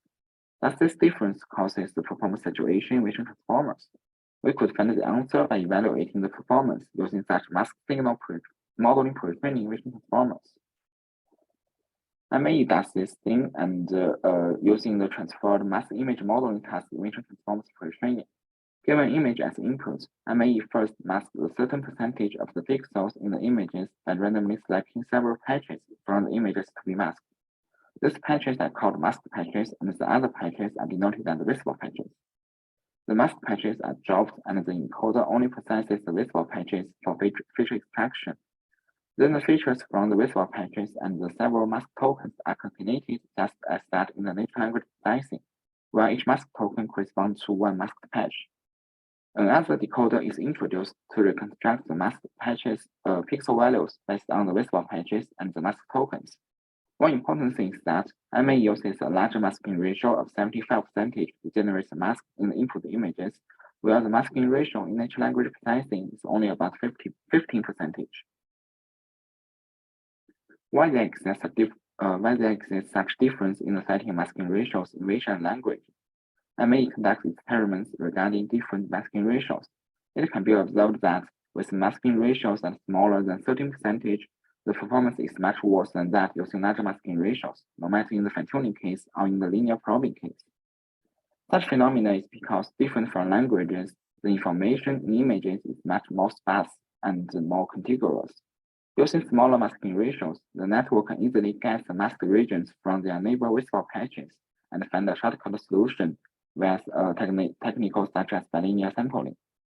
Large masking ratios can force the networks to learn the semantics given the visible patches and guess the content in the masked patches, leading to better performance. Besides, such a pre-training task greatly improves the vision transformers performance regarding the model size and the scale of the data size, as shown in the right figure. The previous methods directly construct the pixels given the masked images, while in the natural language processing, it takes a different formulation. There is a dictionary where each word has a corresponding entry. Each word's feature is fetched out from the dictionary by using the word to find the corresponding feature. BIT instead unifies the reconstruction targets in natural language and vision by treating the images as one type of specific languages and asking the model to predict the visual tokens dictionary index. The image dictionary is built using a pre-trained DALI model. Also, models trained using masked image modeling have shown better performance in the previous researches. Why their performance is better is not clear. There is some empirical research in this part. First is about the attention distance of different layers in vision transformers. As shown in the figure, vision transformer models trained using supervised learning and contrastive learning shows a similar pattern in the attention distribution of different layers. For example, they all pay attention to both faraway regions and near regions in the shadow layers, where their attention distance varies a lot in different heads. While in the deep layers, the attention distance of different heads is almost the same. Besides, with the layer goes deeper, more heads in the corresponding layer focus on modeling long-distance relationships. where the attention distance distribution in mass image modeling pre-trained models is rather uniform between different layers.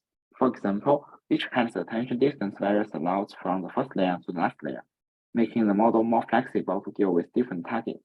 In this end, it is unclear how much such attention distance distribution difference contributes to the difference in their final performance.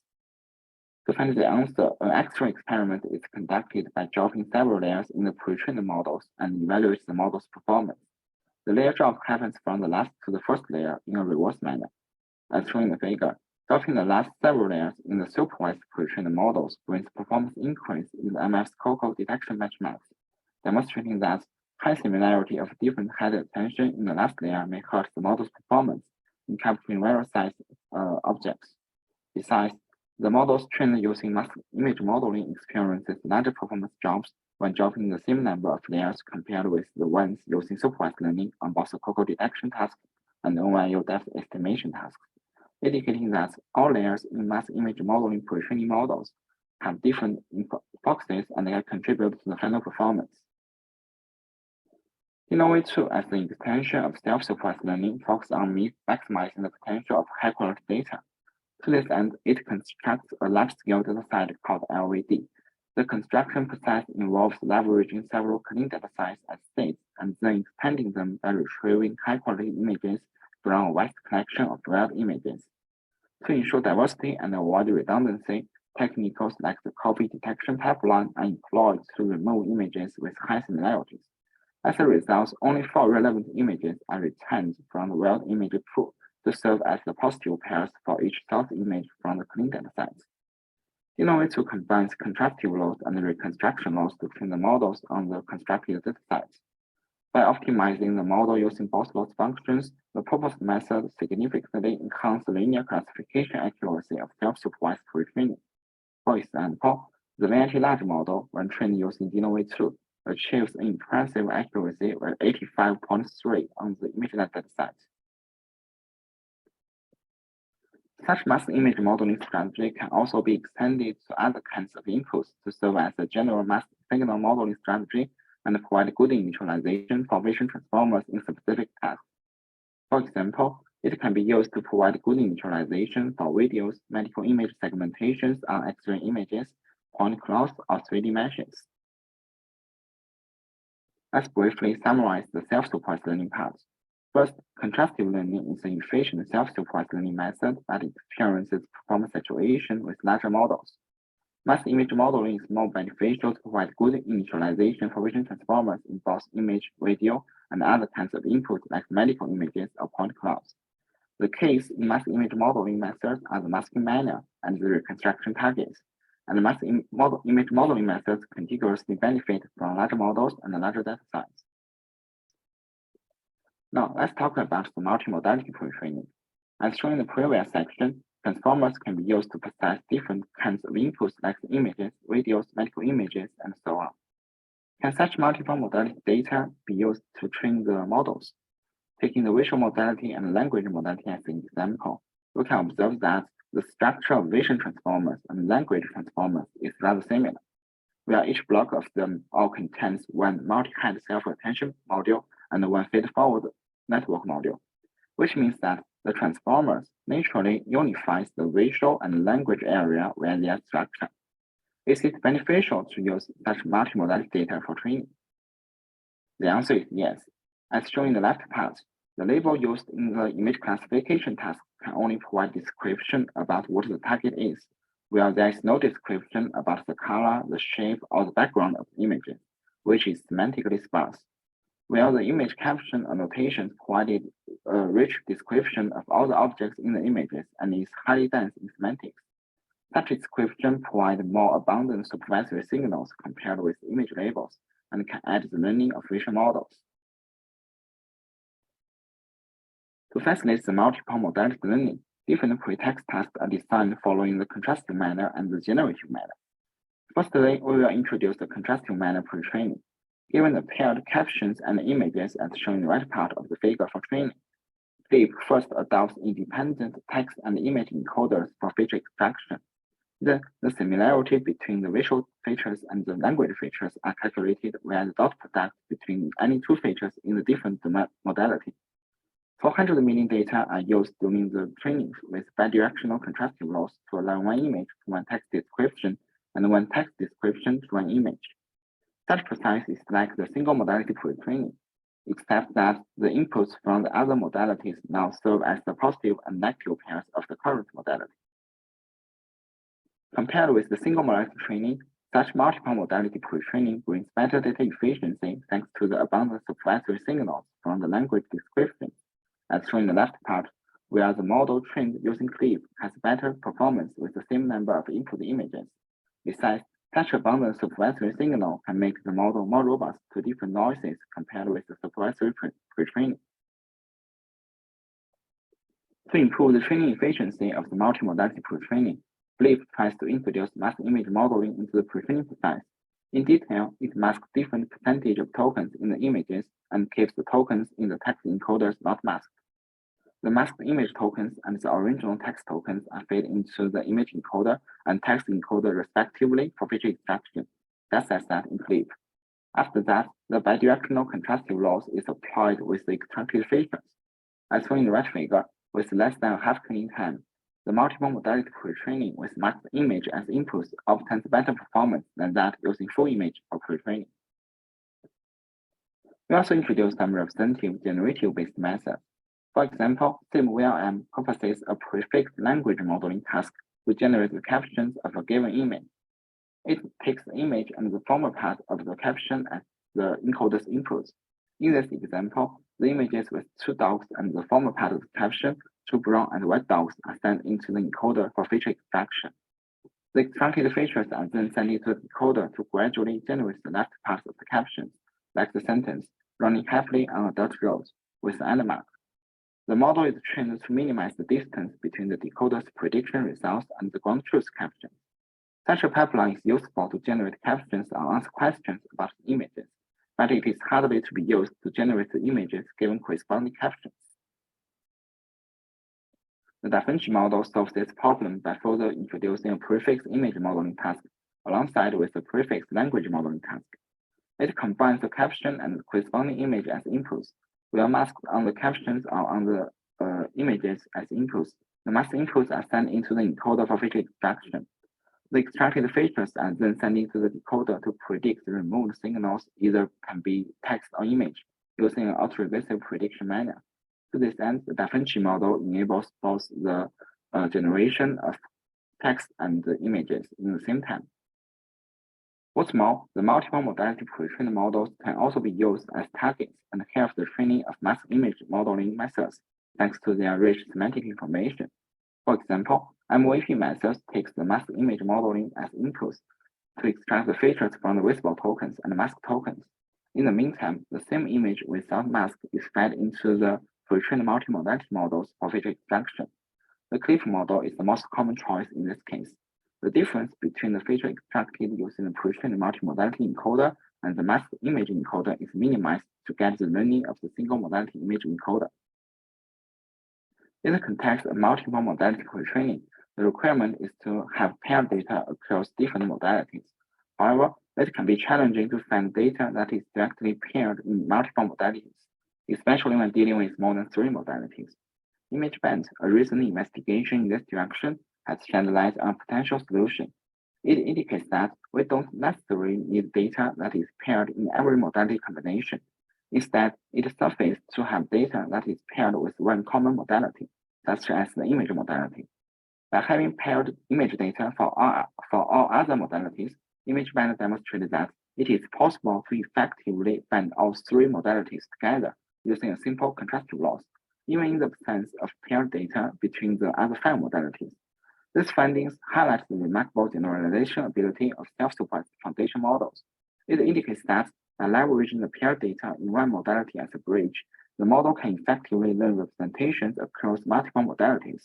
This approach presents a new way to extend and develop multiple modality pre-trained models, even when direct paired data is limited or unavailable for all modality combinations. Utilizing this approach, researchers can explore and develop multiple modality pre-training techniques that leverage the generalization capabilities of self-supervised models, allowing for comprehensive and flexible handling of diverse modalities within a unified framework.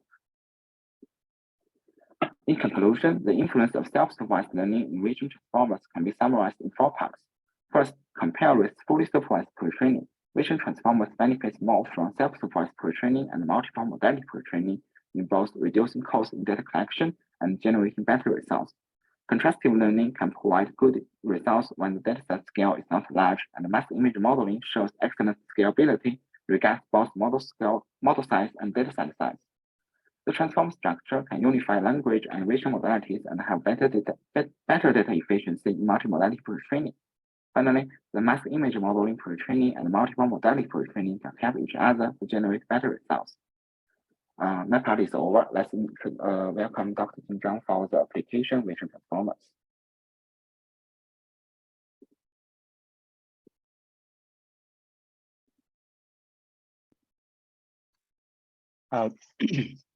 Greetings, everyone.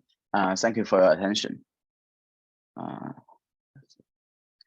Now I'm delighted to bring forth the final part of this tutorial dedicated to exploring downstream tasks. Specifically, I will present the recent progress in the areas of low-level tasks and high-level tasks in the natural image domain, as well as those in the remote sensing image domain. For the low-level tasks, image restoration, optical flow estimation, and image mapping methods will be reviewed. For the high-level tasks, we will focus on typical ones like object detection, segmentation, and pose estimation. We will also discuss the unified model for different tasks. One typical task in the low-level image processing is image restoration, including image drawing, denoise, deblur, dehaze, and super resolution, as shown in the first row in the figure. Although these tasks involve different degradation factors, all of them can be formulated as taking one degraded image as input and generate the recovered clean image from a learning perspective. In other words, all of them can be treated as an image-to-image generation task. Based on the same formulation, they can be naturally solved with one shared network. For example, IPT adopts different tasks to process the degraded input and extract their features. They are sent into a unified transformer encoder for further feature extraction. After that, different task embeddings and the encoded features are processed by the transformer decoder to obtain task-related features. They are further processed by the task-specific tail to generate the final output images. As shown in the right figure, IPT has shown good performance on different image restoration tasks. Besides the IPT framework, several more advanced structures are introduced recently. For example, Swing IR leverage more powerful swing transform blocks with convolution to learn better features with fine details. It obtains better performance than previous SOTA methods with fewer parameters and fast inference speed. Restomer, on the other hand, leverage a more powerful UNet structure into the design. It gradually fills the features from different scales in a cost-to-fan manner. Convolutions are also used to enhance the local details. It should also be noted that the UNet structure is a representative and powerful design in CNNs for dealing with the low-level image processing tasks. Apart from the image restoration task, optical flow estimation is also an essential task in computer vision. It aims to estimate the pixel-wise motion vector by establishing the pixel-wise correspondence between the two input frames. The SOTA CNN-based method is called RAFT, which first constructs a high-resolution correlation volume after feature extraction. Then the repeated lookup iterations are conducted on the correlation volume to find the corresponding pixels in the two frames. It achieves superior performance on public benchmarks. While in transformers, attention operations can be naturally used to find the corresponding similar features. Taking flow former as an example, after establishing the cost volume via the cost volume encoder, flow former uses iterative transformer decoder with coarse attention to refine the cost volume features and estimate the optical flow. Concurrent work is our GM flow. It abandons the idea of cost volume, but directly uses the transformer for feature matching, greatly simplifying the pipeline. Let's think a step further. The key to the optical estimation is to find the corresponding pixels in two adjacent frames in 2D space. Such a pipeline is similar to that in the disparity estimation, which requires finding the corresponding pixels in the 1D space, given stereo images. What's more, the depth prediction tasks takes similar formulation, giving a pair of images and the camera parameters. The three tasks share a commonness that they all require a matching process to establish the pixel-wise correspondence, which can be naturally implemented via the attention. The difference is how they do the matching. To this end, we propose the unified UniMatch framework with a simple transformer structure and the parameter-free matching modules to unify all the three tasks. Here are some examples of our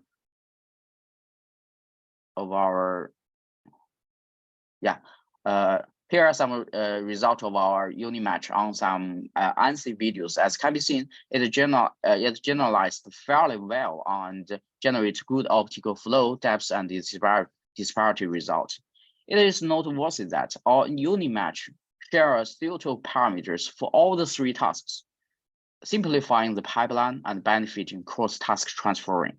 Such results further demonstrate the commonness between the three tasks and point out a new direction, that is to say, a foundation model for all the dense correspondence estimation tasks. Apart from previous tasks, image matching is also an important topic in low-level vision tasks. Image matching refers to extracting the soft foreground from an arbitrary natural image, which plays an important role in many applications such as image editing.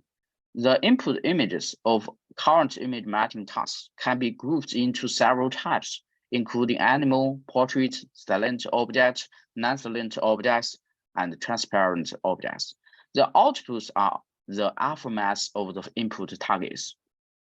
Apart from the perspective of input, image matching can also be divided into two groups: the auxiliary-based image matching and automatic image matching.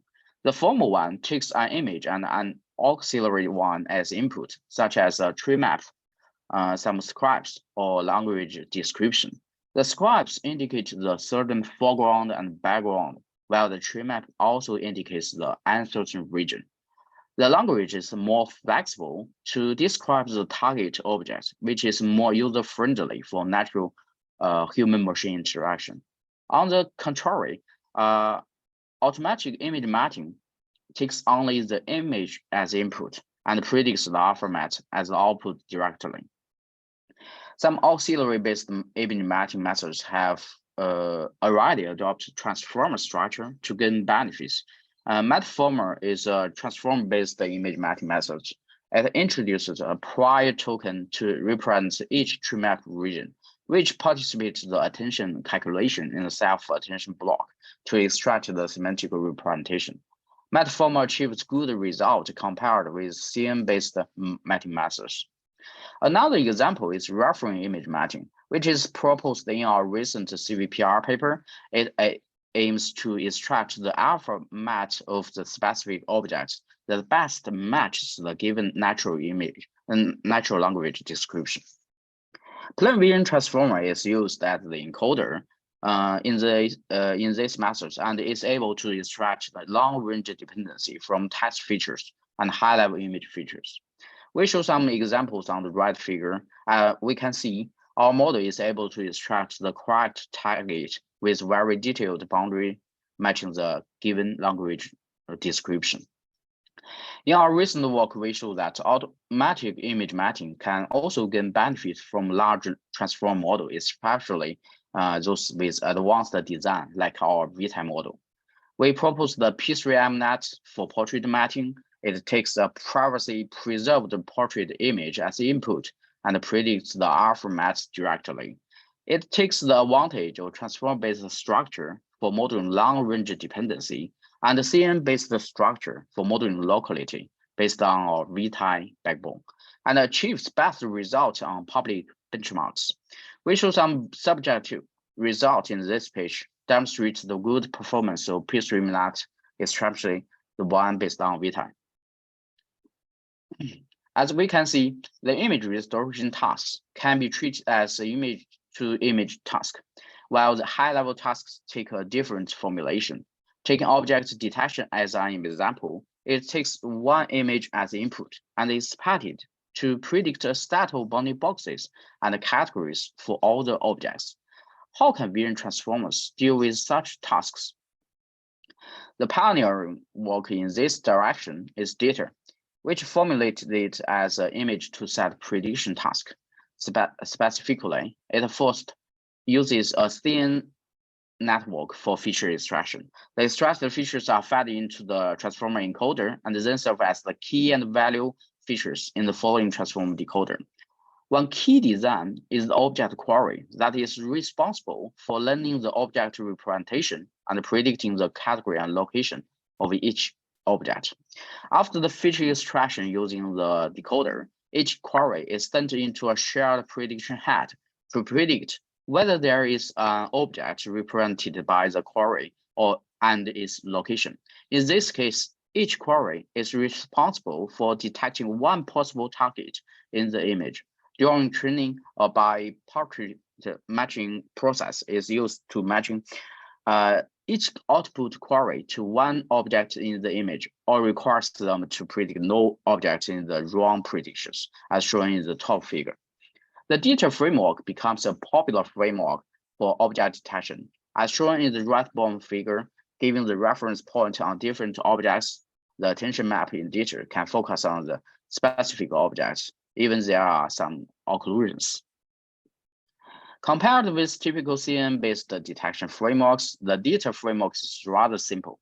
In CNN-based methods, for example, two-stage ones, there are always a small RPN network to find a set of proposals that possibly contain objects. Then for each proposal, a classification task and bounding box regression task is conducted. Besides, there are always some heuristic designs like anchors and NMS. While data treats the detection task as an image-to-set prediction and directly predicts the location and category, which greatly simplifies the pipeline. As shown in the right figure, the performance of CNN-based methods quickly saturate, while the transformer-based methods have continued performance gains. However, the data encounters the problem of data hungry and needs longer training effort to converge. To accelerate the convergence speed, different techniques are introduced, such as deformable data and DN data. Deformable data argues that the slow convergence is due to that the attention in the transformer decoder should gradually focus on the target objects from the whole image, and proposed to use sparse deformable attention to accelerate this process. DN data further recognized that the matching process in loss calculation is not stable, especially in the early stage of the training, and proposed to add ground truth bounding boxes with noise for denoising training to address this issue. As shown in the figure, the DN data obtains better results. In our recent ECCV paper, we conduct several experiments to identify why detection transformer is more data hungry than CNN-based detectors through a step-by-step transition from a data-efficient sparse RCN to the representative data. The empirical result suggests that sparse feature sampling from local image areas holds the key. Accordingly, we address the data hungry issue by proposing DE data. which has only minimum modifications to the original model. It achieves competitive performance on public benchmarks like COCO and Cityscapes, especially in the settings of small training data. Another problem in these detection transform models is the discrepancy between the upstream pre-training classification task and the downstream detection task. Such a task gap may affect the model's performance on object detection tasks, as most of the parameters on the detection tasks are not pre-trained. YOLO-S and FP-DITER are proposed to unify the pre-training and object detection tasks by using one class token during pre-training and several additional tokens at the detection queries when the model is transferred to the detection task. Especially in our FP-DITER, we proposed to reduce the task gap from the view of proper learning, inspired by the recent progress in NLP, and proposed the fully pre-training DITER framework. In this case, most of the parameters are jointly trained in the pre-training classification task and the detection task. Although these detection transformers has made rapid progress recently, most of them focus on the detection of several predefined categories, which are rather limited compared with the real-world classes. Besides, the label distribution is rather unbalanced in the detection dataset compared with the labels in the image classification dataset. To mitigate such problem, an open vocabulary detection task is proposed by utilizing backbones pre-trained on multimodality data. As shown in the right figure, instead of using a fully connected layer to predict which kind of object exists in the extracted proposals, the VILD framework calculates the similarity between the proposal feature and the features from a set of categories names. The name with the highest similarity is selected as the category for the proposal. In this case, the volume of the available categories that can be detected is greatly expanded due to the diversity of language concepts in the pre-trained dataset. Segmentation is another fundamental topic in computer vision and can be divided into three groups, including instant segmentation, semantic segmentation, and panoptic segmentation. The difference is that instance segmentation requires the network to predict object masks and instance label, while the semantic operates on the per pixel level. The panoptic is a combination of both, that is to say, instance segmentation on the things and per pixel segmentation on the stars. To implement an instance segmentation methods, one typical solution is to follow the detection methods by adopting a FPM module to extract features from multiple scales and output a segmentation map from the find scale feature. SOLQ provides a different solution by encoding each segmentation map into a vector and requires the model to predict the vector and decode it into a segmentation map. With such a design, it gets rid of the complicated FPM module. To help distinguish between different objects, the query with transform decoder like DITER is introduced, which has shown great power to help distinguish different objects in both the detection and tracking methods. For semantic segmentation, we describe the segmentation framework here. Recall that in the Dino method, the attention map between the class token and the visual token can accurately segment the target objects in the image, which provides a good initialization of using vision transformer for segmentation. For example, if we can determine the semantics of the class token, can we use the attention map to distinguish different categories? Segmenter makes an attempt by appending a series of class tokens as the transform inputs, as shown in the right figure. In this case, the attention map between one specific class token and the visual tokens can be used to generate the segmentation map for that class. After the feature extraction process, the attention map between all the class tokens and the visual features are calculated and aggregated to generate the semantic segmentation map. Such a pipeline obtains superior performance in semantic segmentation. Can a single framework unify the semantic segmentation and panoptic segmentation tasks? Mask form provides a solution. Previous studies in detection, tracking, and instance segmentation indicates that the queries can be used to distinguish different objects in the task. Then, can the queries be used to classify the class labels? As demonstrated in the detailed framework, the answer is definitely yes. In other words, by controlling the semantics of the queries, the framework can be easily switched between the semantic segmentation to panoptic segmentation without having modifications. Now let's describe the mask form framework. After the feature extraction with the backbone network, several queries are used to generate corresponding instance segmentation maps, which is used to select the appropriate regions from the output of the pixel decoder. In this case, it can naturally conduct the panoptic segmentation as shown in the left bottom figure. By further predicting the class labels from the estimated queries and aggregated the output from the queries of the same class, the semantic segmentation task can be accomplished, as shown in the right bottom figure. In the second version, namely mask2former, it improves the performance further by exploring multi-scale features and using masked attention, just as the claims in the deformable data. Such sparse attention can help the network more focus on target regions. Recently, researchers from Meta proposed the segment anything model, which can handle complex cases and segment real-world objects. It replaces rigid designs with a straightforward encoder-decoder framework. The image encoder extracts the features from the input images, which are then used by the mask decoder to segment target objects.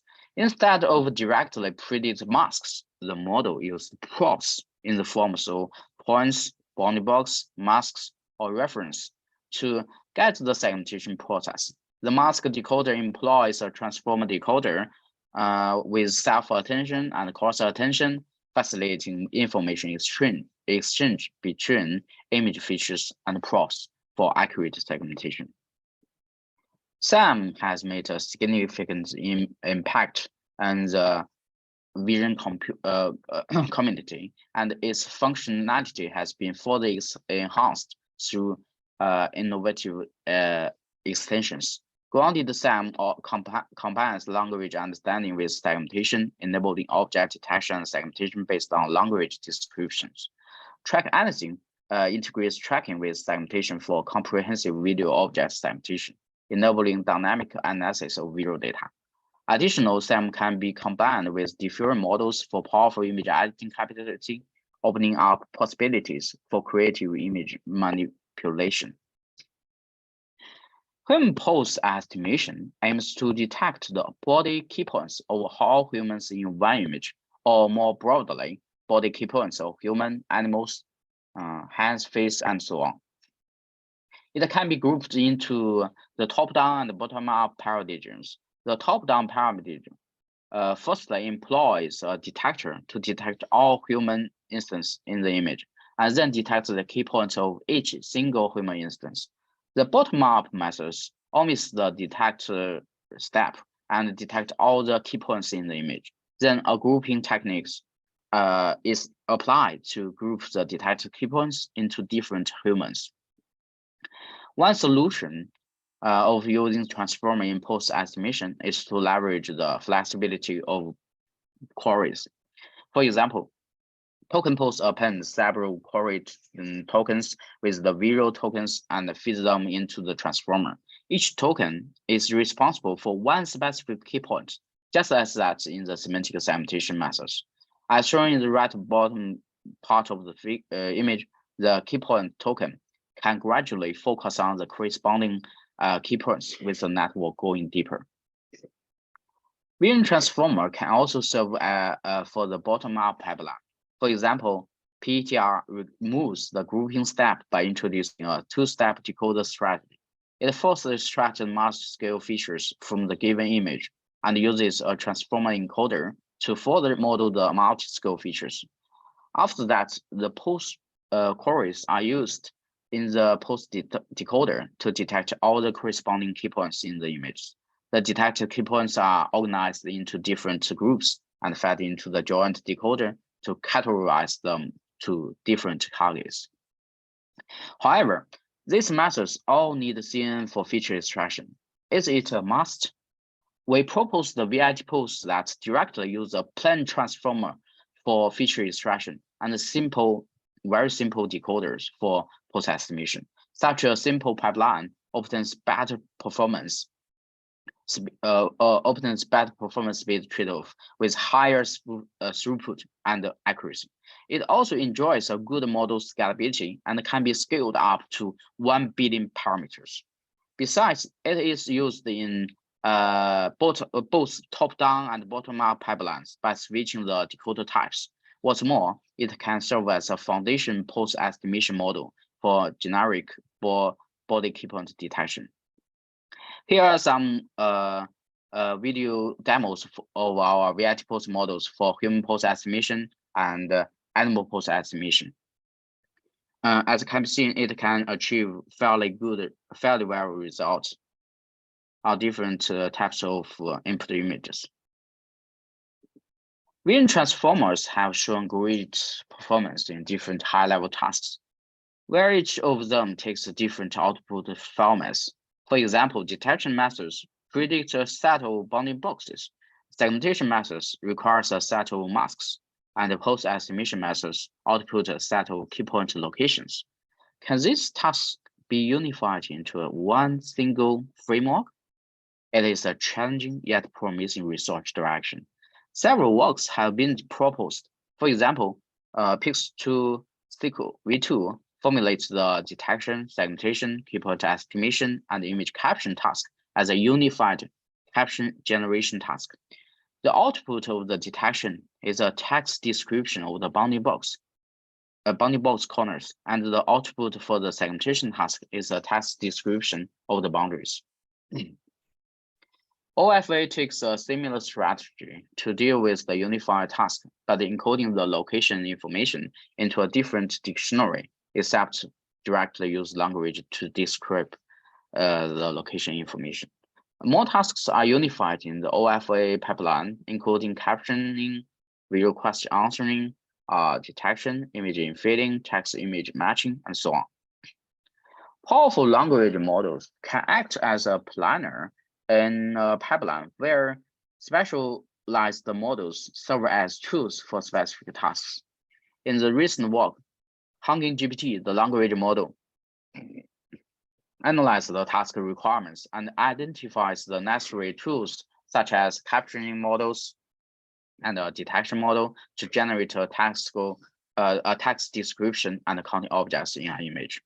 The predictions from these tools are incorporated into the language model's output. This collaborative workflow enhances overall capabilities and performance of AI system by leveraging the strengths of different models. Descriptions of task-specific models serve as the props, guiding the language model's decision-making process and enabling the seamless integration of these models into the workflow. This approach enhances flexibility, adaptability, and efficiency in handling diverse tasks within a unified framework. Beyond typical computer vision tasks in the natural image domain, we want to further showcase the potential of vision transformers in the remote sensing domain. Different from natural images that are always captured in a front view, remote sensing images are captured in the UAV or satellites, which has a great difference in data distribution. Besides, remote sensing tasks include the scene classification, object detection, and segmentation that have a similar definition as those in the natural image domain, while having some other unique tasks like change detection, which requires a pair of images captured at different time steps for a specific geographical location to predict a binary mask. In our recent TGOS paper, we systematically studied the influence of pre-training. Specifically, for the first time, we compared the natural image pre-training IMP on the ImageNet dataset, and the remote sensing image pre-training (RSP) on the MillionID dataset. We found that RSP has some advantages over IMP for scene classification and object detection. For example, better accuracy and faster convergence, as shown in the left figures, due to the small domain gap between the upstream pre-training task and the downstream task. Moreover, we also demonstrated the superiority of vision transformers for the first time. We compared the swing transformer and our Vita V2 transformer with the classical CNN-based ResNet. Our method sets new SOTA on non-dataset settings of 4 remote sensing tasks. Furthermore, we proposed the first vision transformer specifically designed for remote sensing tasks, instead of directly using those well-developed ones in natural image domain. By considering the arbitrary orientations of objects in remote sensing images, we built the first large vision transform model with 100 million parameters based on a new attention method called rotated varied size window attention. It introduced a rotation mechanism and predicts diverse window for sampling the key and the value tokens adaptively. As shown in the right bottom figure, the lens windows in our RVisa could better cover the diverse objects, leading to better object representation. Here, we briefly summarize the talk in this part. From the general perspective, vision transformers have stronger representation ability and can simplify the design of models for specific tasks. Besides, vision transformers have the potential to unify different tasks using a single model. From the model design perspective, the query tokens can serve for the purpose of detection, tracking, segmentation, and so on. And the attention map is a powerful representation to replace the traditional decoder. From the cross-modality learning perspective, the language-aided model can contribute to solve various vision tasks. Next, I briefly discuss some open challenges and opportunities. For the theoretical foundation, firstly, despite of excellent performance of vision transformers, why they perform better than CNN counterparts is still not very clear. Some evidence shows that the inherent inductive bias in CNN may hinder its representation ability for learning powerful features from large scale of training data. But the underlying theoretical evidence is still rare. Secondly, it is necessary and important to understand the behavior of deep models. Due to the architecture difference between CNN and vision transformers, it is imperative to develop novel tools to explain the behaviors of vision transformers. Recently, visualization tools on the lens features, attention distances, and attention maps have shown promising empirical evidence, but it is still far from expectation to clearly understand the working mechanism of vision transformers. Thirdly, pre-training plays an important role in improving the performance of vision transformers, especially for the larger models. However, it is still not clear why pre-training could provide a good initialization. What is the difference between different pre-training paradigms, and how the data volume and data distribution affect the performance? Furthermore, there are some works that show that vision transformers are empirically more robust than CNNs and to adversary attacks. However, to what extent the vision transformers outperform CNNs are still not clear. Last, there are some other interesting topics related to vision transform foundation models. For example, a foundation model can encode massive knowledge from the data, which may contain users' privacy. How to prevent the model from leaking this information is an important topic. Furthermore, training large models based on vision transformers require lots of computational resources. Developing efficient training algorithms and computational efficient transformer architectures is important for a growing AI. For the architecture design, nowadays both plain vision transformers and hierarchical vision transformers have drawn a lot of attention. Hierarchical ones could effectively produce multiple scale features and favor dense prediction tasks. However, different solutions based on plain vision transformers have also shown promising performance on pose estimation, object detection, and segmentation. Is the hierarchical structure a must in model design?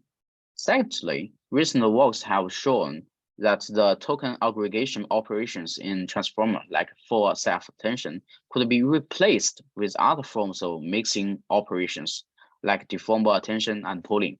Can we have other forms of efficient and effective ones? Thirdly, big language models are much bigger than SOTA vision counterparts. There are two possible reasons. The sequence of image tokens is usually longer than the text ones, making the computational cost much higher. And two, the information density of text is much more dense than that of image. Do we need much larger vision transformers like the language models? Moreover, some handcrafted models have been proved effective in small vision transformers, but the benefits may be diminished when the model size and training data increase. It is difficult and expensive to prove their effectiveness in big models. Furthermore, model compression is a long-standing and active research topic in deep learning. Advanced quantization, pooling, and distillation techniques for vision transform are still in progress. For the learning algorithm, self-supervised pre-training is an important topic. Now, generative methods like masked image modeling has proved very effective, while contrastive methods like CLIP also performs well in multimodality pre-training. Will there be a convergence of both paradigm or new kind of pretext task for efficient self-supervised learning? Multimodality pre-training could provide good aligned features, thereby facilitating a lot of downstream cross-modality applications. There are still some challenges to be addressed. For example, learning with absent paired modalities and extending the pre-training paradigm algorithms to deal with more modalities. Labeling large scale of data may be time cost, expensive, or even prohibitive in some scenarios. Therefore, developing effective few short or even zero short transfer learning algorithm is promising yet challenging direction. One useful example is open vocabulary detection, as we have described. Recently, in-context learning has shown good performance in NLP, which is also worth trying for foundation vision transformers. For downstream applications, it is an attractive solution to developing a unified model for different tasks. There are some attempts in this direction, as we have reviewed. However, how to minimize the task-specific designs and unify task formulation in an efficient way remains open challenge. For different tasks, a naive solution is multitask learning. However, different tasks have different goals, and they may require different feature representations. That is to say, there may be a conflict between different tasks.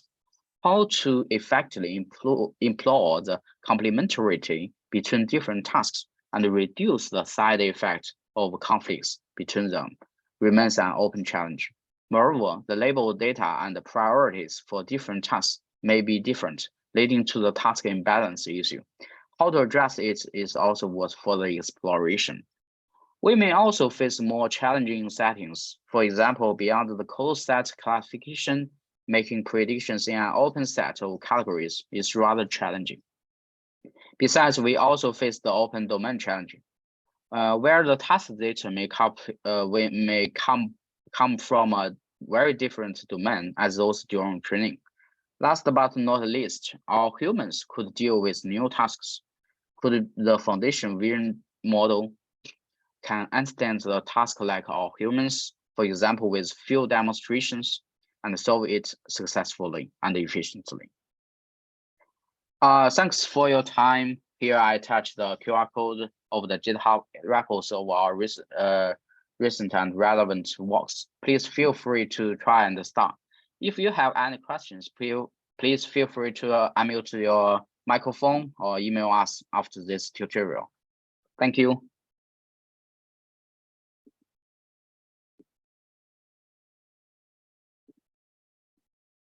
Will all the there is a question. Will all the slides be posted? Okay, thanks. If you are interested in our slides, you can drop an email to. Yeah, Qiming has posted this message before. You'll see that you can refer to this email address and send an email to him, and we will return you the slides. Thank you.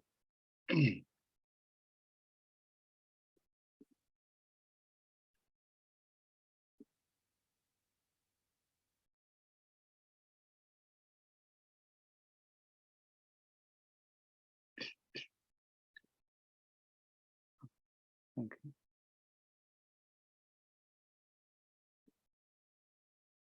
Thank you, everyone. If there is no more questions, we will close this tutorial, or maybe you can refer the email address and send the questions to us, and we will be very glad to discuss further with you guys. Thank you very much.